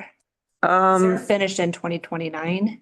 Right. That's I think if we could actually get CDOT to give us numbers of what they think the cost is going to be, we could put together the package, because it's always usually for a year out kind of thing. So we might be able to tee it up ahead of then. I think it really is a question of getting the numbers, and CDOT actually should have their numbers because they did it as part of their project costs. And then there's been a lot of ongoing discussions with GoCo over the years of different things where they've been looking for stuff, and it's being prepared to go into them because they can actually give a site, and GoCo too has a significant investment in the canyon. They provided us with, I want to say it was I can't remember whether it was $1 or $2 million, and they provided Jeffco with several grants down. So they have an investment to also make sure that it gets done. Does the Oxbow segment go all the way to the county line? Yes, and it goes all the way. If you follow that around, you go down beyond Mayhem Gulch, the big parking lot that Jeffco has. They actually built another 3/4 of a mile down to what's called the Big Easy. If you drive down, if you're driving down, Mayhem's on your left and Big Easy's on your right. And so it's at least 1.75 miles from our trailhead down to the Big Easy, and gets lots and lots of use. So I agree with Colton's recommendation, and it's not like new, but I think it makes a lot of sense to, in terms of timing, try to leverage CDOT expenses. In terms of location, try to get from the existing Oxbow Trail to the bottom of Floyd Hill where the trail starts. And then we will have, whether Jeffco has gotten all the way there, the Oxbow, and there are some really, really popular rock climbing areas in there, very limited parking. And I could see, I would love to know what Idaho Springs thinks about the value. I'm guessing they could see a lot of value in getting that connection, even if it doesn't go all the way down to Jeffco yet. I think the timing might be more strategic to focus on CDOT completion, so that all of that expense can be our match. And you're right. If you can get from the canyon up from Big Easy up to Idaho Springs, you've got a loop that people will do, and you have all these people. Somebody was having a discussion when we were on the COVID call last week. You have people showing up to ride the Virginia Canyon stuff. You can also have people coming into Idaho Springs and riding down the canyon and back up, because you've attracted them to Idaho Springs. Also could use Idaho Springs as overflow parking for people rock climbing, and they can bike from Idaho Springs to the hospital. And they can rent a bike, and they They can can rent a bike, or when they go back, they will more likely spend money in Clear Creek County because they're hubbing out of Idaho Springs and not the county line. But I agree, George, we don't need to wait for Jeffco to get up. What it does is it helps both Jeffco and us create pressure to get things done. And then this is way ahead of us, right? But once we have that Idaho Springs connection, I think it'll be an interesting conversation about whether the next big step is try to complete between Bakerville and Georgetown, or to try to connect Idaho Springs to Georgetown. I think that will be like whether you are trying to go Georgetown West or Georgetown East, I think will be an interesting conversation. And I think that takes you back to the question that Amy was raising, which is, do you do off-road or do you just expand your frontage road? And because I think that there are segments along the way, like the segment by the animal shelter, if we actually get the trail in there where people can go down, because it's actually a portion of the creek that on the, I'm gonna say the south side, but on the animal shelter side that was not all disturbed by the highway construction, and it looks fairly natural. That there are places in there where people are gonna do segments. I don't know that you're gonna get people riding from Idaho Springs to go there, but you might get people coming and using the trail for walks and things. The number of people that actually do like the full length of the trail is a subset of people who are going to find trailhead places and go in and do smaller activity things. And I think there's two different types of riders too. There's they're the ones that are doing the long, and I do see them more stopping at the coffee shops or whatever. And then I do see a lot of locals. I'll see Mark riding his bike past, and then it's actually been the busiest this year that I've ever seen it, between joggers, bikers, and not Charlie's Place dog walkers, but people out with their families and their kids and walking their dogs. So that area is definitely seeing more community, I guess. And that trail, I don't know if it's because we took the trail off around from Charlie's Place. So it's kind of like you're getting more of that creek experience too. And it's cleaner. It's, the weeds are not as much of a problem. So, And there actually are two trails off of the trail that goes through, that goes down to the creek. yeah. And so that would encourage people to go down and visit the creek. But I think that's, when you're raising the question, George, which way you go, some of it has to do then how much you can do and where you can do it. Your costs will depend on whether you're actually going off the road and constructing trail, or whether you're expanding your shoulder. And like at Summit, and I've seen it some other places, they've painted it so that it's very clear to drivers that that's not a shoulder they're supposed to be driving on unless something major happens. And I think in the end, both would be useful, for people that want to be on that side. But I do think of, even this is going up to Mount Blue Sky, and being a bicyclist, like some of the areas, it is skinny, skinny, skinny. And I don't know how they navigate. Just a little bit of that washes off, and, they're back into the road. Especially, I think, when you're talking about a roadside trail, you have cars kicking debris onto the bike path. You have a requirement for much more frequent maintenance than if it's sitting off of the road. And we could invite Michael Raber in here, and he would tell us about that. Where is that grant setting for the DLD area for the safer? We submitted another SF4A. And I think actually we could see if we get that grant to look at all of this conversation about multi-use on those roads, because that is part of the scope of safer streets. I think there is no conversation about pedestrian safety in Dumont that doesn't also involve trying to figure out how to deconflict bicycle traffic. Yeah. From my perspective. So that's just like, if that materializes, then great. But it will be countywide. Yeah. For all of our, because we have 103 and a lot of other places where we have these conflicts. So Right. we need to look probably holistically at the cross uses. I also, colleagues, just want to note, because it says trails and it's on the agenda.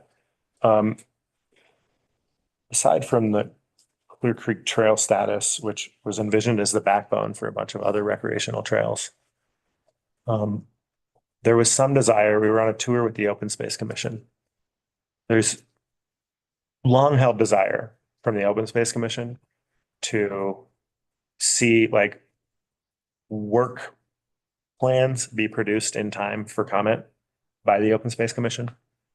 which trails are being worked on, not the trails on the spine, but which trails that connect here are being worked on. I just, because it's on my mind, I want to remind You're talking about you walking both trails and too? staff, yeah, walking trails and just like all of the trails that the trails crew works on. I think there is a desire to see work plans be delivered to the Open Space Commission in time to get recommendations to us that may influence the budget. So I just wanted, I don't know if you were on that tour, Colton, but this says trails. And so this is a timely time to bring it up. I know, I mean, Logan does do work plans. I think what I hear you saying is that you'd like to see the work plans. If it's going to fit the budget, you almost want to see the work plans You're right. tentatively a year ahead. And a lot of his stuff is actually maintenance and repair, I'd say, or restoration of existing trails. But I think where I've heard it from the open space folks too. They want to know, since they're paying for some significant portion of the trails team, they want to know where the work is being done and how it's, and what makes sense. The other piece that relates to that though, and I know that it's come up a couple times, I've been asked, the ROP had one of the I think there were 5 recommendation areas was on trails. And Logan spent a lot of time last winter, and he actually had done it the previous winter, I think when Amy was still here, putting together maps to show all the trails in the county, how they connect, where we might need more connectivity, and trying to get the broad picture of where do we have trails that connect into the spine, that's the Greenway, and other places. And he was going to do a survey, and that kind of got stopped as things kind of unfolded over the winter.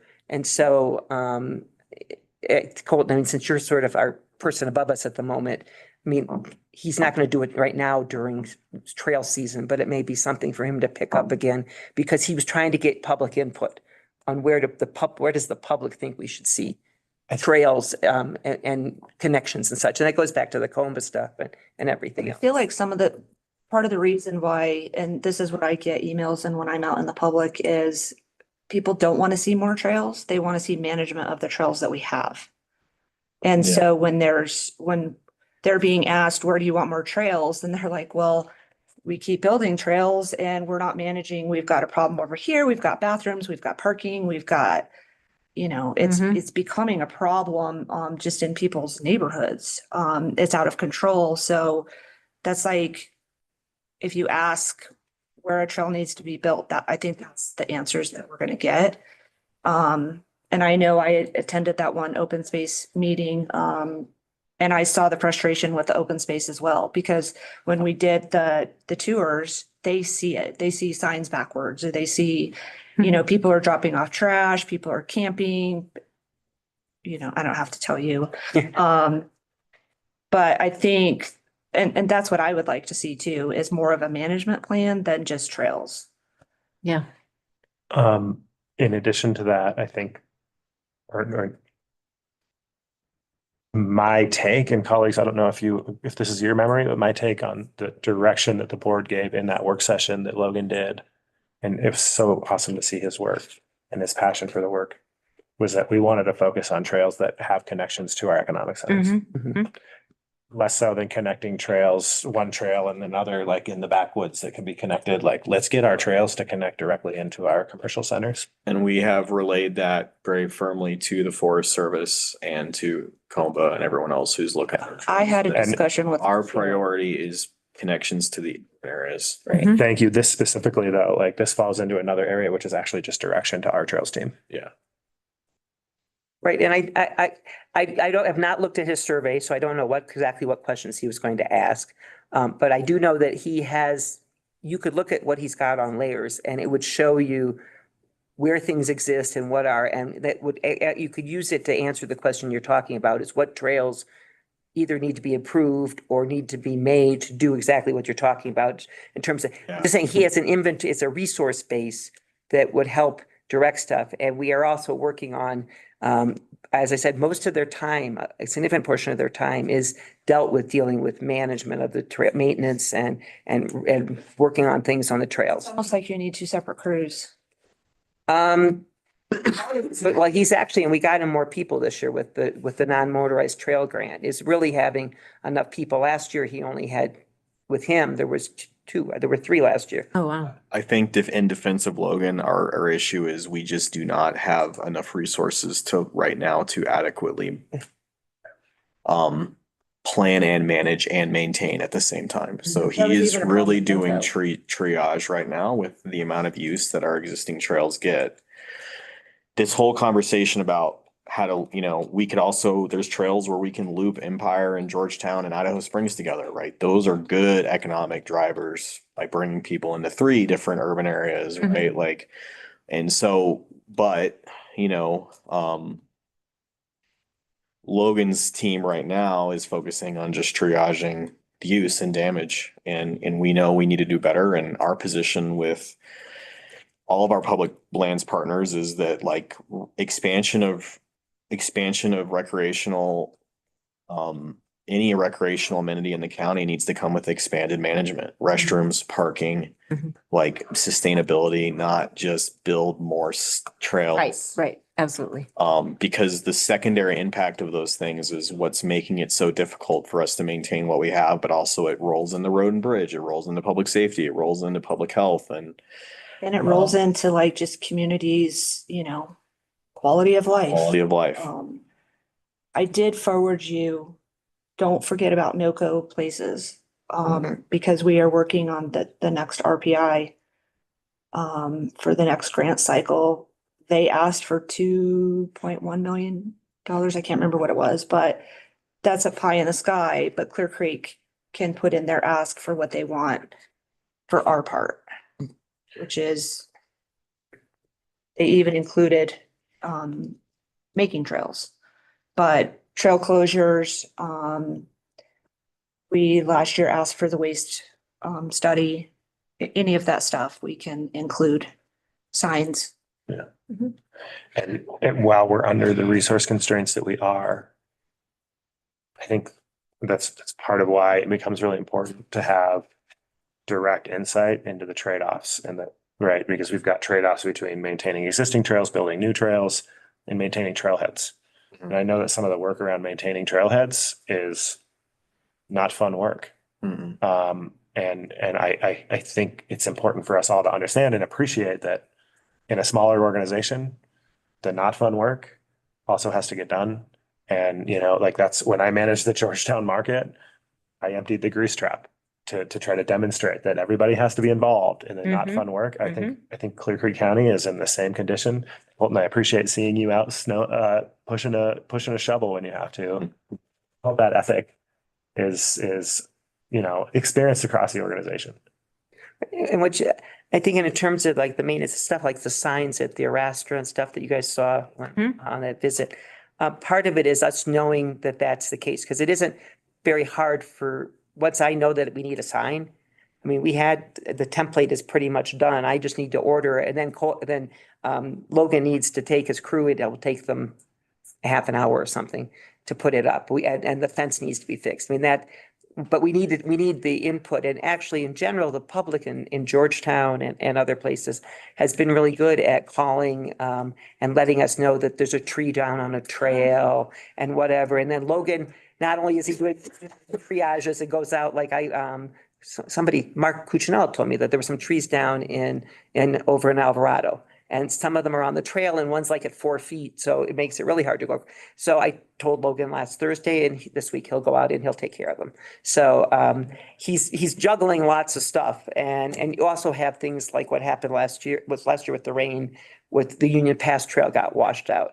Which is why we got the non-motorized grant, I think, because CPW owns the property up there. Oh. And we're going to fix their trail for them. It is a balancing act, and there clearly are trade-offs.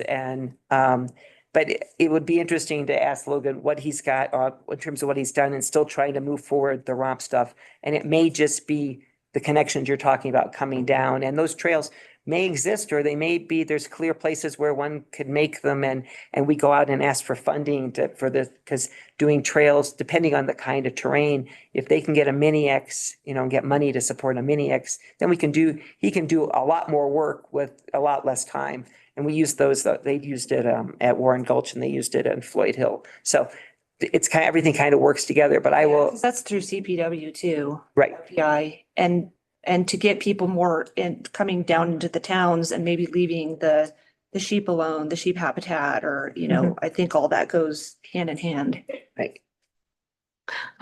Martha, backing up a bit, I might have misunderstood what you were saying, but we were talking about next stages for the Greenway. And I thought I heard you say, you know, addressing the Bakerville part of it before connecting our lower parts. Okay, No. okay, because I support. No, Doing the lower, doing the connections first. yeah, we need to do the canyon. I mean, the canyon is going, as I said, once you get through the canyon and you get to, they're gonna, CDOT will rebuild the Scott Lancaster Trail, that piece, right, that goes to Hidden Valley. Yep. They are now totally mauled. And so when they're done, bottom of Floyd Hill to Idaho Springs will be complete. Correct. And so it is this section on page 15. That's the next priority. Right. And that is, because once you can get to Idaho Springs, you can, if I wouldn't want to walk it necessarily, but if you're a cyclist, you can cycle all the way, go all the way to Glenwood Canyon. I mean, you can get everywhere once, because they don't mind going on the shoulder on the road. But once you get, and we will, and if we can get all the way up, we get up to Idaho Springs, then people can walk, bike, whatever, their way down from Idaho Springs into the canyon if they're that kind of person that wants to go 5 or 6 or 8 miles. They're working on that currently, aren't they? Some of that bike path, didn't they pave some of that? See that? Yeah, because I saw them grind up some of on the frontage road and then they leveled it out and they're.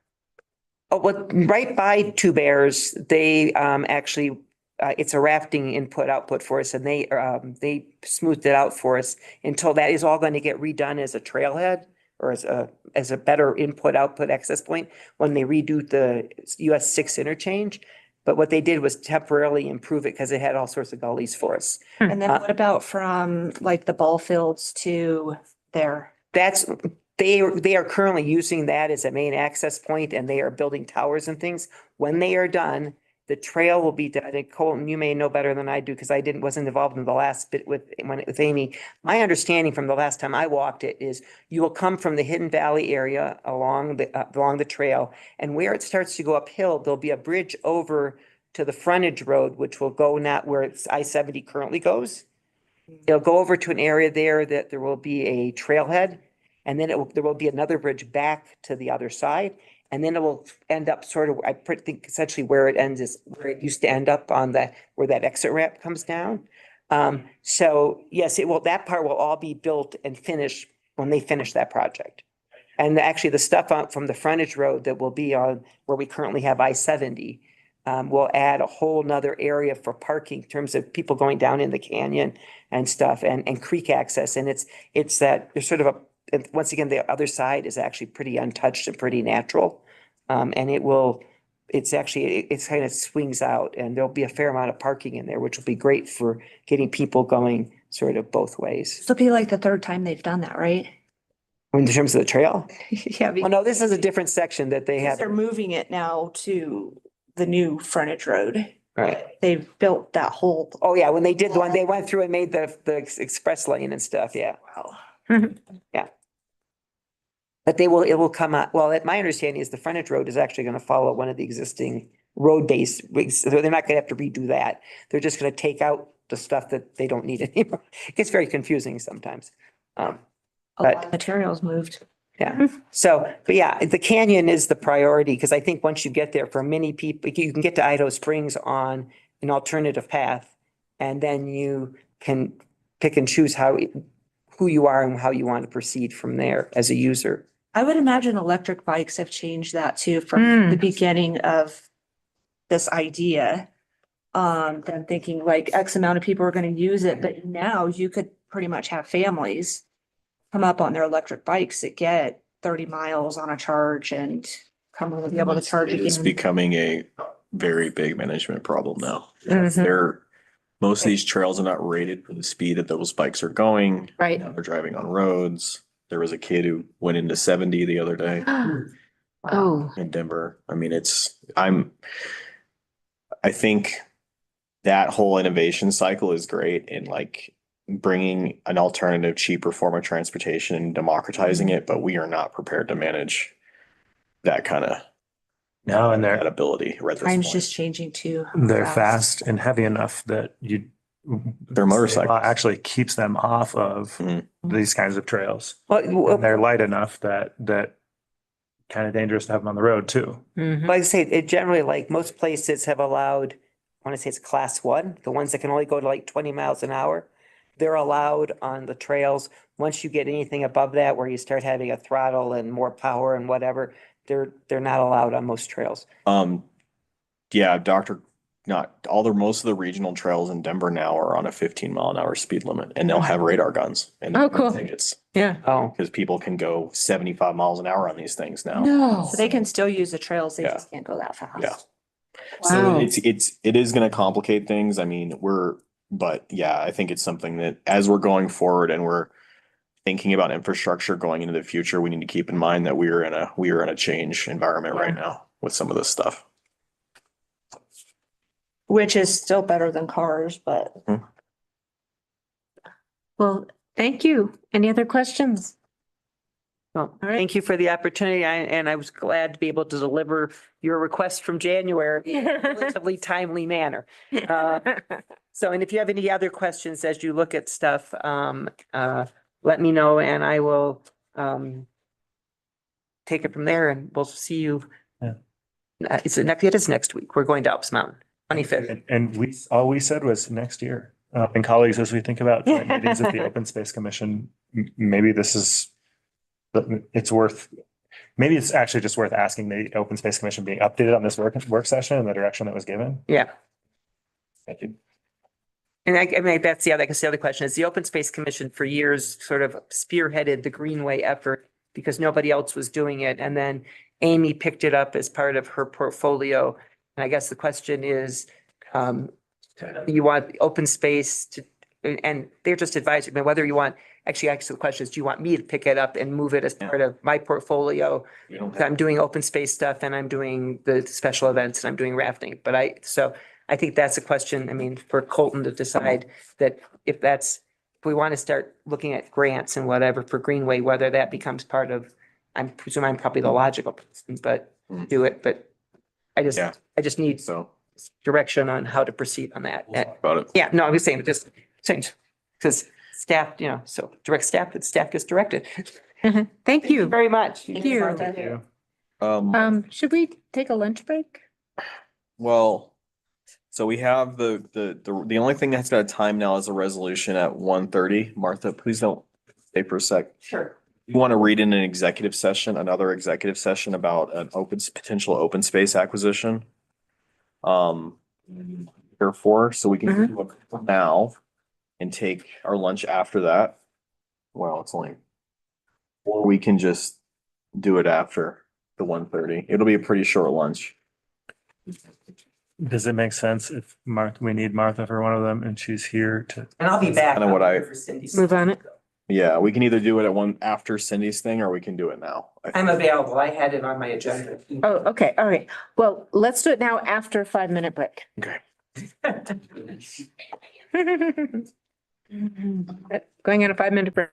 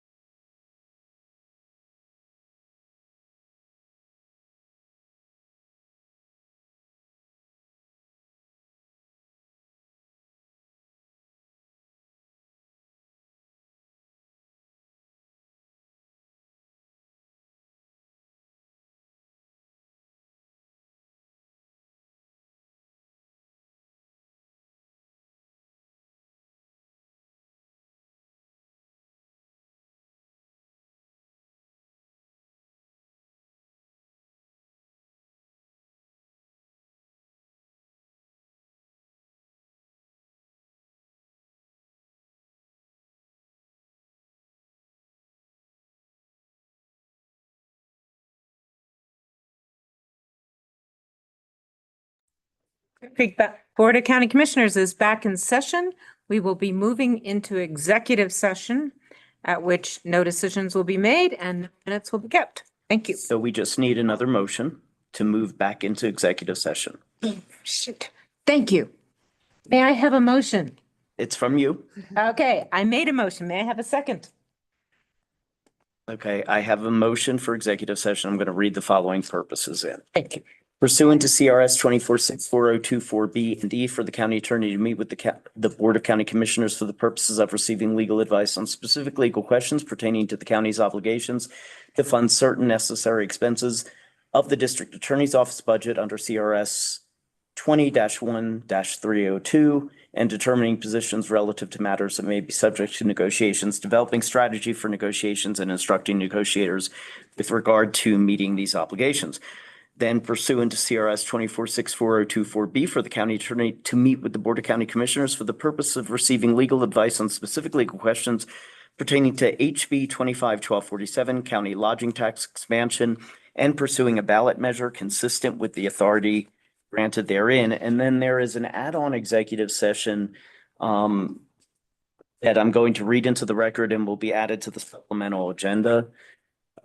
Pursuant to 246402-4A and D for the county attorney to meet with the Board of County Commissioners for the purposes of receiving direction related to the purchase, acquisition, lease, transfer, or sale of any real, personal, or other property interest in a parcel of land within the Waldorf Mill town site, and determining positions relative to matters that may be subject to negotiations or developing strategy for negotiations or instructing negotiators with regard to the aforementioned.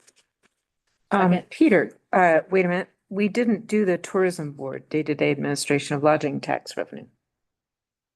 Hold that. Okay, Second, Second. all in favor? I. Aye. yes, I already read the Tourism Bureau executive session into the record. So since we didn't get to it earlier, we will resume. We are so allowed to get to it. Yes, we are. Thank you. All right. Motion and a second has been made. All in favor? Aye. Aye. All right, we will move into executive session. Thank you.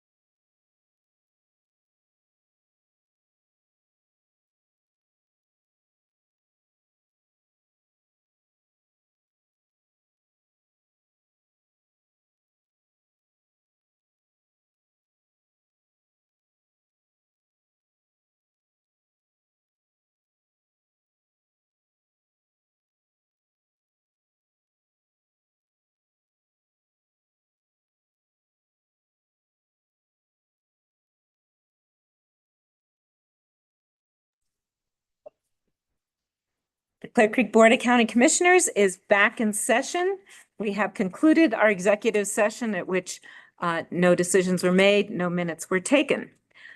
We are moving on to our action session. Consideration of Resolution 26-45, resolution proclaiming gratitude of the board and staff for Cindy Neely and her years of service to the county. I will read the resolution into the record. I will call for a vote, a discussion, or I will call for the motion and then a discussion and then vote. Right? After discussion and yes.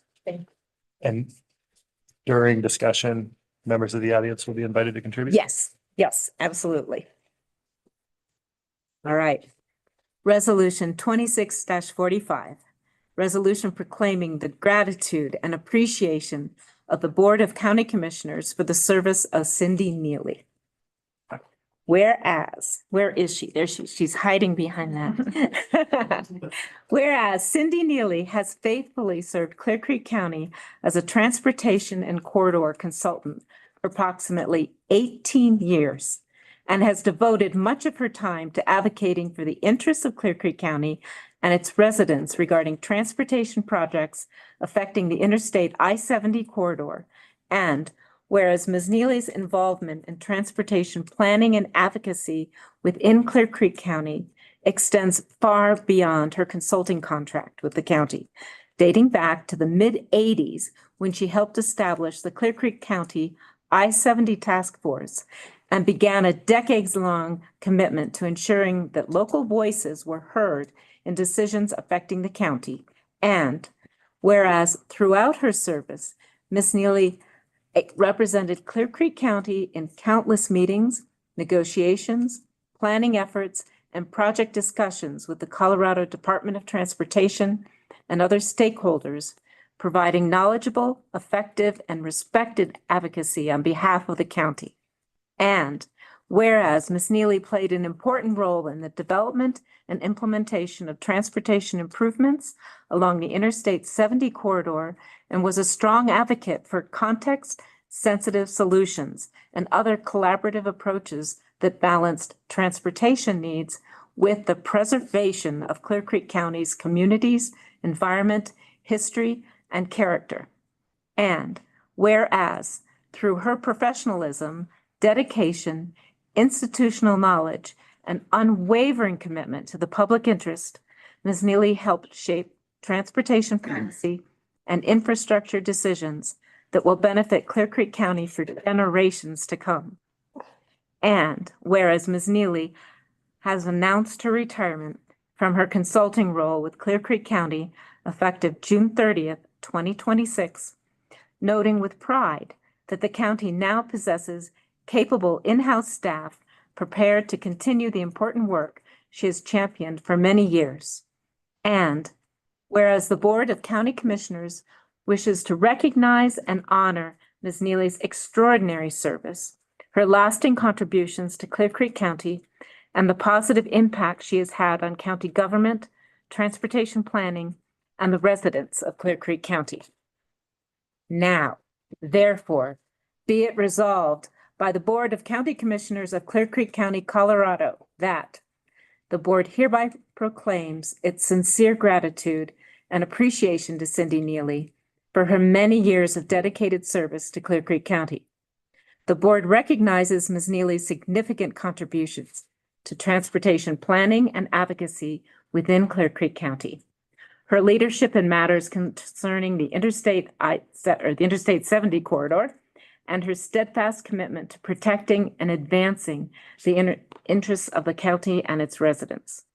The board extends its best wishes to Ms. Neely in her retirement from service to the county and its residents and visitors. Thanks her for her legacy of knowledge, collaboration, and public service that she leaves behind. Adopted the 16th day of June, 2026, at the regularly scheduled meeting of the Clear Creek County Board of County Commissioners. Thank you, Cindy.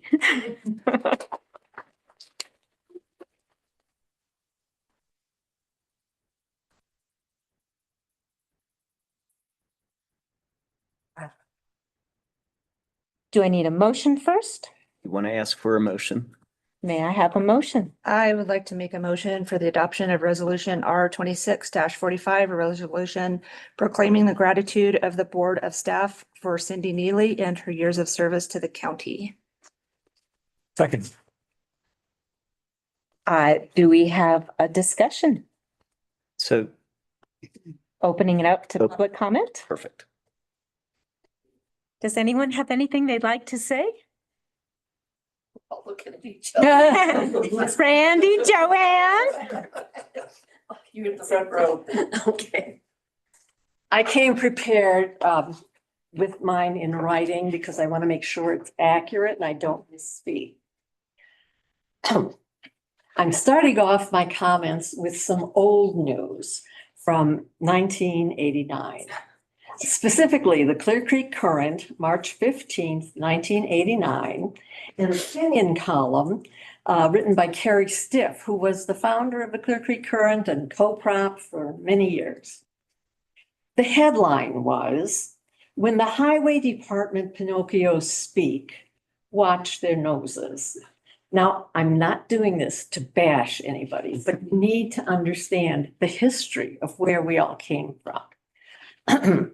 I wouldn't want to call the State Highway Department boys liars that way. Oh, no, my mother taught me it's not polite to call people names.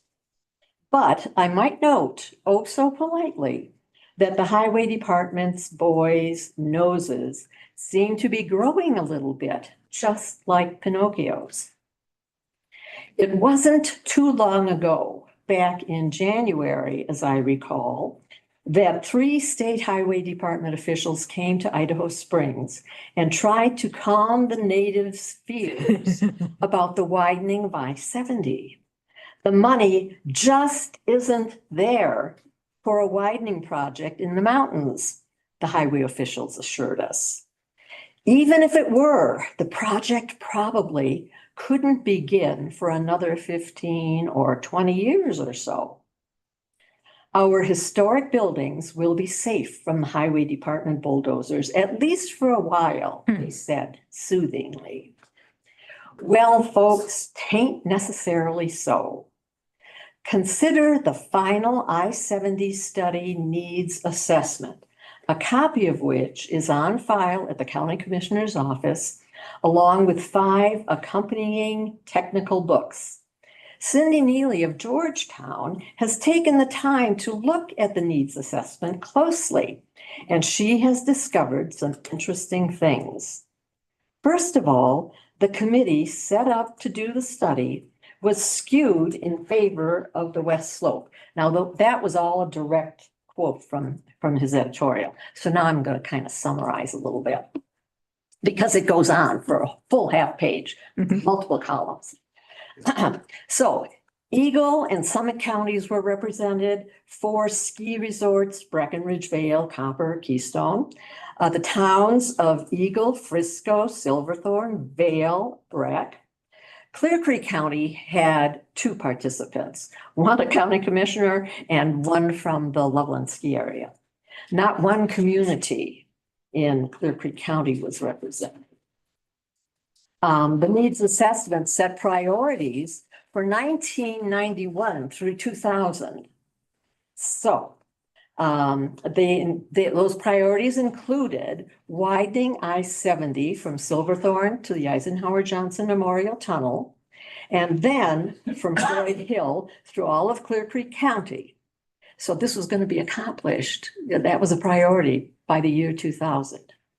But it did not address the Eisenhower Johnson Memorial Tunnel because those holes are just about as wide now as that mountain can stand.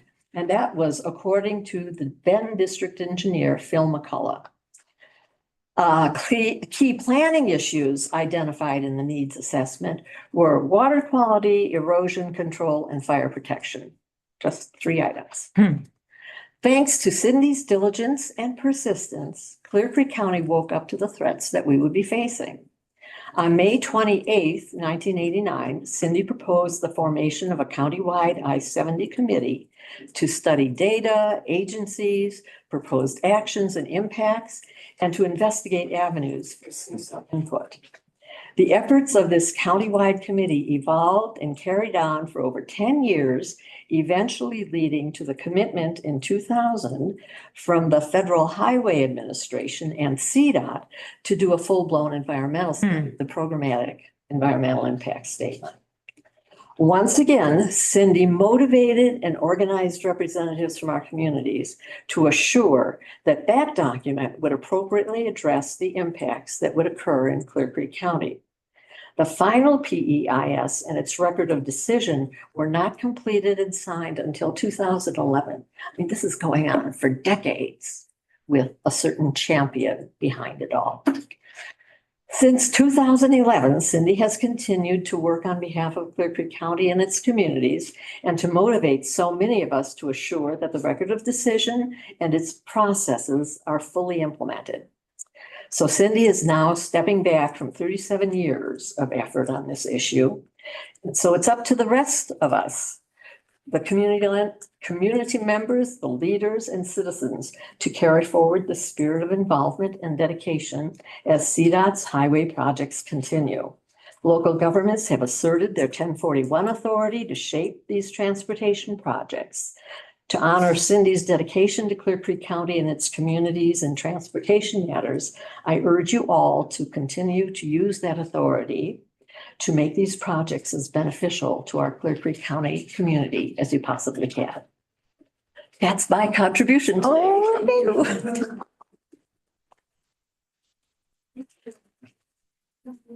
Oh, can I say just one thing? Of course. I am Chris Bradley. What Joanne said, 2 words, Cindy read. You know, I don't think, I mean, it would be floor to ceiling, what, 3-4 times over. And you have read all of this stuff, and I've got to tell you what, it's really boring. Because I've tried, because I care, but I just can't do it. But anyway, you know, that is beyond belief, and finding other people, even though there are staff and people who will read all of it, is going to be hard to replace. But one quick story, because you're here today because of transportation things. But when this building was new, because I'm a historian, so I have to do this. When this building was new, as you can imagine, when they were building it, all of the stuff of the county was stored everywhere, including a certain jail, right? Yeah. Mhm. The jail that's out in front, which was full of stuff. And one day Cindy was out there with somebody from the sheriff's department, one of the, a trustee. And you said, as I recall, what were you here for? Yeah, what are you in for? Oh, what was it? What? Great. Yeah, rape. Oh. So anyway, but you know, it's old records and it's history and it's wonderful stuff. And so I think that the contributions date more like 50 years plus. So anyway, just congratulations.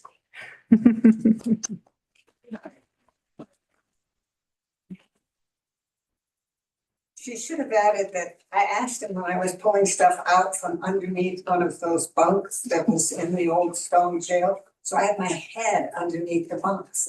I'd worked with this man then for 3 days and he was really helpful. And so I said, what are you in here for? Oh, man. Yeah. And there was this slight pause and then he said, rape? My head up and I just about knocked myself out. But you got a lot done. That is such a classic Cindy Neely story. Commissioners, thank you. My name is Steve Coffin. I had the pleasure of working for the county alongside Cindy for many years on I-70. And I really appreciate this opportunity to make my remarks today because Cindy is a rare breed. And I say that not just because she and I think we are cousins or related somehow going back 400 years, but because of the remarkable qualities she brings together. You've heard these themes and you're going to hear these themes over and over there in the resolution. She's smart as a whip. That would show herself if you could ask the most innocuous and detailed question about that EIS that was so lengthy and so boring. And she would go to the book and she'd pull out the quote and she'd pull out the site and she just knew it from heart. And there were many times that she showed it when I would send her a document to look at and it would come back redlined and proofed and corrected and all sorts of stuff. But smart she is and committed.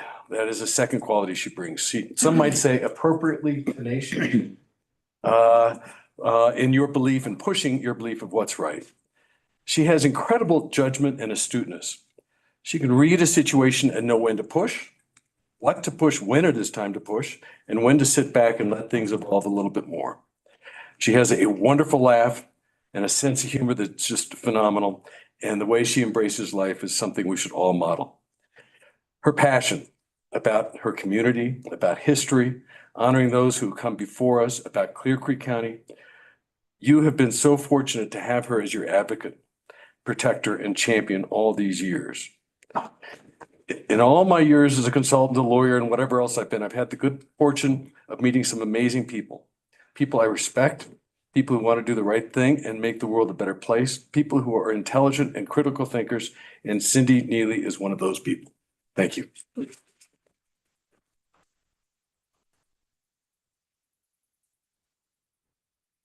I didn't hear anything before I came because I thought we were just supposed to show face and show you the character, you know, guys talked and stuff, but what time is it? So I don't have much to say. I first met Cindy around, it was over 45 years ago, around 46.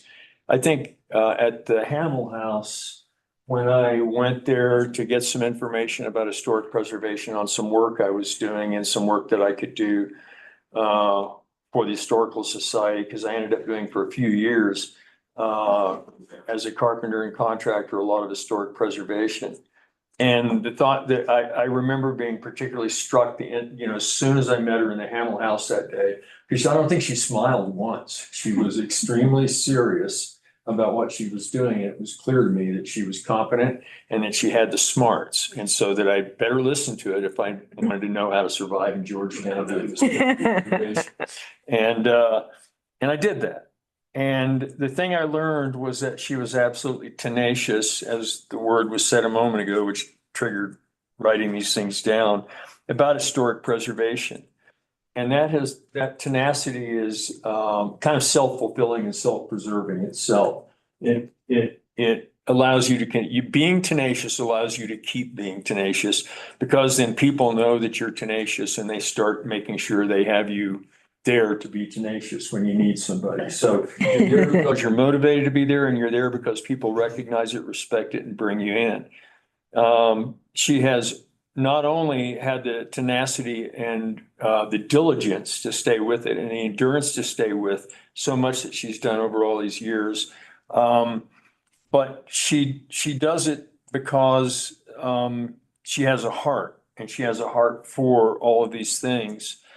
Without background, she had the ability and the motivation to adapt and become our chief expert and relationship strategist in transportation after having done it, and transfer the skills that she knew from historic preservation and working with the government without being an attorney or anything like that. And that would have been great, but she could do it anyway. Whatever you needed her to do, she could do it. Turn that into a chief strategist with the federal and state governments, and be a chief defender and advisor, and the primary advisor above anyone else, both strategically and technically, and then be in the room and state our case for us when other people could become almost too mad to speak, and stay with it, but have firmness to do it and never lose her cool. And she did it because she had the heart. And in 2003, I got to stay on Cape Cod at her place. And then again in 2022, I got to stay at Cape Cod at her place up there, invited me to go up there because she cares about the community. And then again in 2024, when we had a tragedy in our family, she immediately opened up a house that she had, a spare house in Georgetown, for us to go live for a month.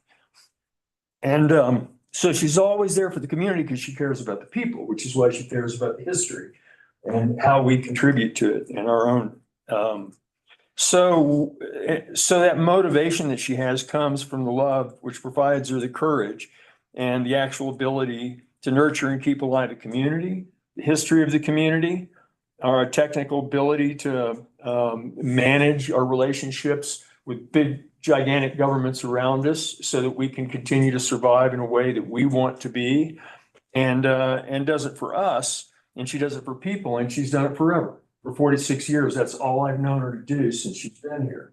I haven't known her to be any other way the whole time. And so that's a real gem, and it's a treasure to have in a community. And the thing to remember is to use it as example, to continue to try to follow that example and do that ourselves and continue that forward, to continue to have a community and a place and live among people that we're really happy to be around. And thank you for bringing all that. Thank you.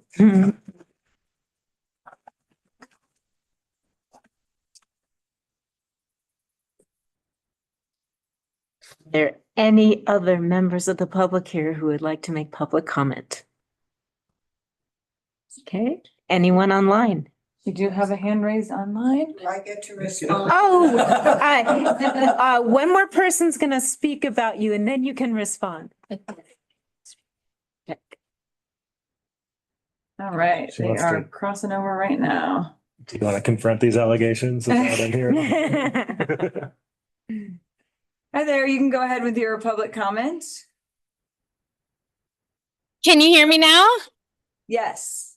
Okay, this is Becky Ullman, and I have worked with Cindy and the county for almost a dozen years, and I cannot think of a better advocate and zealous protector of the county and its resources than Cindy Neely.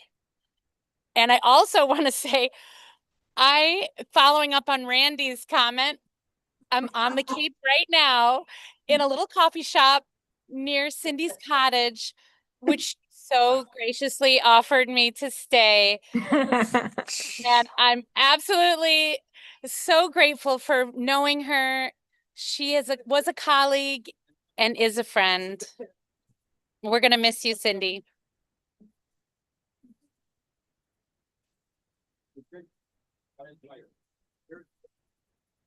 Okay, Cindy, before you say anything, I think my colleagues would like to speak on your behalf as well. Jody? Yeah, now I'm super jealous. I haven't been to Cape Cod yet. Not that I have time, but I think back in 1989, that's the year I graduated Clear Creek. And just thinking of the things that were happening then and in like the next 10 years, the gaming, super fun cleanup sites, like just things that came our way that nobody really knew what to do. You know, there wasn't like an organized group and then so little pockets started forming and thinking Clear Creek needs to fight this. You know, we are people that live here and want to stay living here, and we don't want just to be a highway. We don't want to be paved over, and we don't want to lose this to eminent domain. And this group was created, and I think I didn't know Cindy's name back then, but I heard the chitter chatter of like these women that were really feisty and were going to cause some problems for I-70, and I think they did. I look at this now, and we have a place as a board. We're invited to this place that we weren't invited to back then. And I think of the community that has grown out of this. There are people that are very proud to be here. We have businesses, the rafting, just so much has changed. And I think all of these people that were involved, Cindy probably did a little recruiting, I would assume, to get this together. When Cindy calls or when I call Cindy, we know we're going to be on the phone probably for an hour or two, because I'm a sponge and she has a lot of information, and I hope that I can still call you when I have questions. I couldn't be more proud to get to know you working on the Taylor Kennedy project. fighting for that down at NOCO. I will continue to do that on your behalf. And it's an honor to be able to do this resolution for you today. And yeah, thank you for everything. Thank you, Jody. Right. Yeah, I want to reflect a lot of what Jody said to the folks in the room who haven't been around as recently. Be comforted in the knowledge that Cindy has been as skilled and effective as it sounds like she was before I got in the room. To be that on top of something for that length of time is something that I can only aspire to. I'm in year 8 of really, really trying to focus hard on this stuff, and it has been difficult and exhausting. And I'm really touched by all the comments that have been made, everybody in the room. Cindy, you're kind of the last of a generation of activists that have kept us from being paved over. I mean, those were the stakes. And 40 years in the ring is incredible. Cindy is not a mercenary. She wasn't hired from outside our community for their expertise. We have had those folks involved, and we like them too. We appreciate them as well. You know, you've added a lot of value, and I see you laughing, and Becky Allman, I hope you're laughing because y'all are part of the family. But Cindy's expertise was born of necessity. There was almost nobody paying attention, and someone had to stand up. And so Cindy put herself right at the center of this movement and helped create it. She learned what she had to with no pay. She rallied the county. And under her leadership and the leadership of others in this room, we protected ourselves. It's a legacy that words can't do justice to. As someone who was born in 86 and was 3 years old, when you were holding up reading pages, you were doing that for me. So we're witnessing today a generational handoff. This is a room full of people who have spent almost 40 years fighting for Clear Creek. And there are some who aren't in the room or maybe chose not to speak. Maybe they think enough has already been said, as per usual. And I just want to name them. Bob Loeffler, the county attorney, had a huge role here. Mary Jane Lovely spent a lot of effort on this. Bill Macy, former mayor of Idaho Springs. I think that it was Bill Macy that took out a loan on his business to buy I-70 Monorail Now stickers. And maybe he wasn't the only one that did that. Kevin O'Malley, former commissioner, Tim Mock, former commissioner, each spent 8 years each in the ring like Rebecca Lloyd is doing for us now. And so, you know, making sure we weren't paved over, for a lot of us, it was a full-time job with no pay. Especially maybe there were periods of time where you were in a paying role, but and Clear Creek County, we owe it to these protectors of our community, and to Cindy in particular, to carry on that effort. We will not be paved over. It is on this board to make sure that there's adequate resources available to us to be every bit as effective as we had in the past. And colleagues, we weren't there for those first fights, but there will be more, and we will be there for them. And I look forward to making sure that we're investing adequate resources to make sure that every page continues to be read and remembered, and every opportunity to improve our situation, a difficult one, living alongside I-70, is taken. And so that's sort of maybe a statement of the priorities I'll be having as we approach the next budget season. Thank you, George.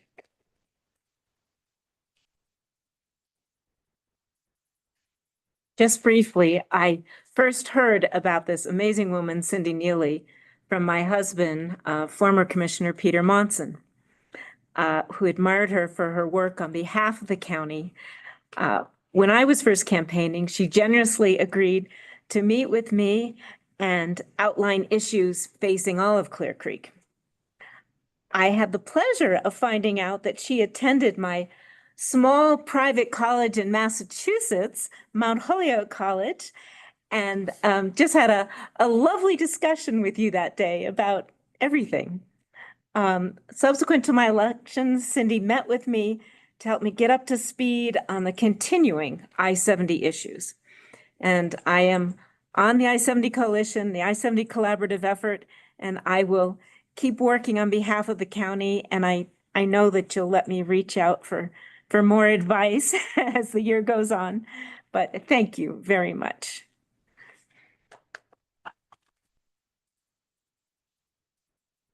And now, Cindy, would you like to rebut anything or?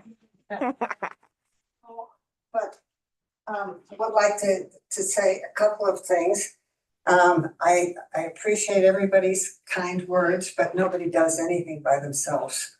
They certainly don't do anything at this level of involvement by themselves. That's not the way it happens. And Joanne tells the story of the first formation of the I-70 task force. And yes, Kevin O'Malley named us the godmothers. It wasn't godmother, it was godmothers. And it was Joanne who was diligence. And you just got an example that she still is diligence. And I was persistence. And lots of people have been describing persistence. And Mary Jane Lovely was flair.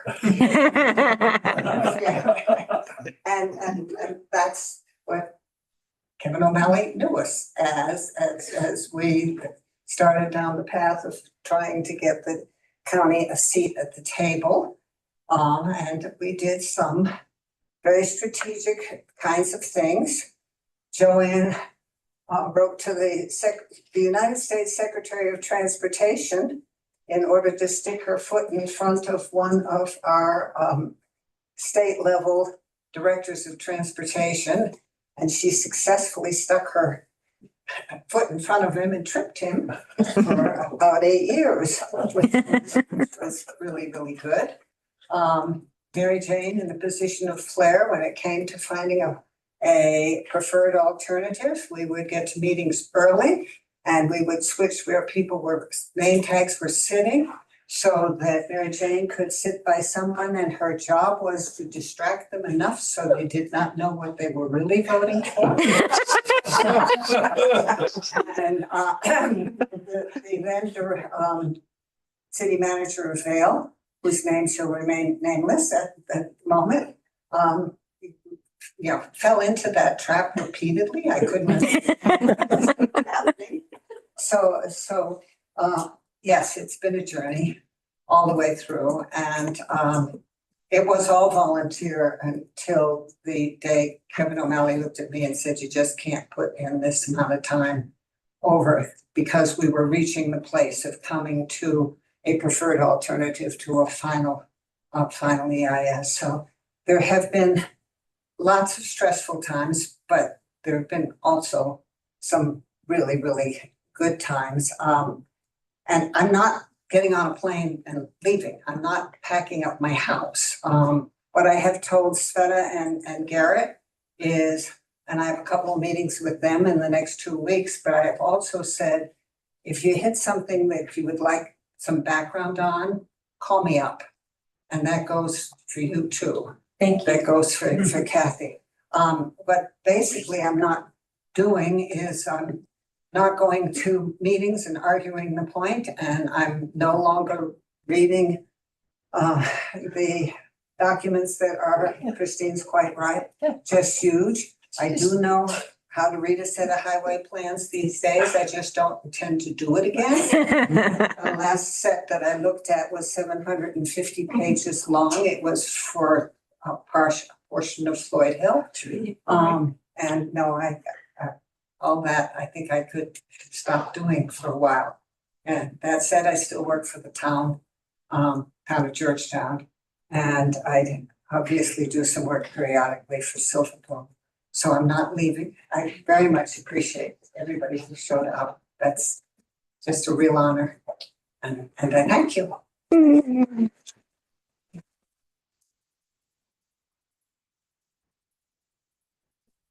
Responsible for the hat. They told me I couldn't wear the crummy hat. All right. We've had a motion to approve the resolution. And all in favor of resolution 26-45, please signify by saying aye. Aye. Aye. Aye. Motion passes. Thank you.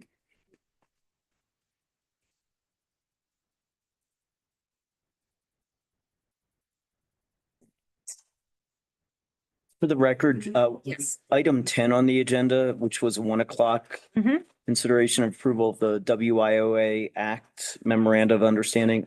I don't know if I miss you say it, but if you, in case you didn't, it is to be continued to the July 7th meeting. Yes. So I didn't know if I heard you say it. No, I wrote it down and I did not say it. So thank you, Peter. Okay. All right. So now we need to go back into executive session for the following purposes. So we already stated the purposes earlier, so we don't need to restate them here. We're just going to resume our executive session. We took a break in the middle of it so that we could address this regular session. Thank you. So my understanding is there's nothing more on the regular agenda, so we'll just come back to adjourn after the regular session, after Yes. the executive session. Yes. Thank you. We will move into executive session.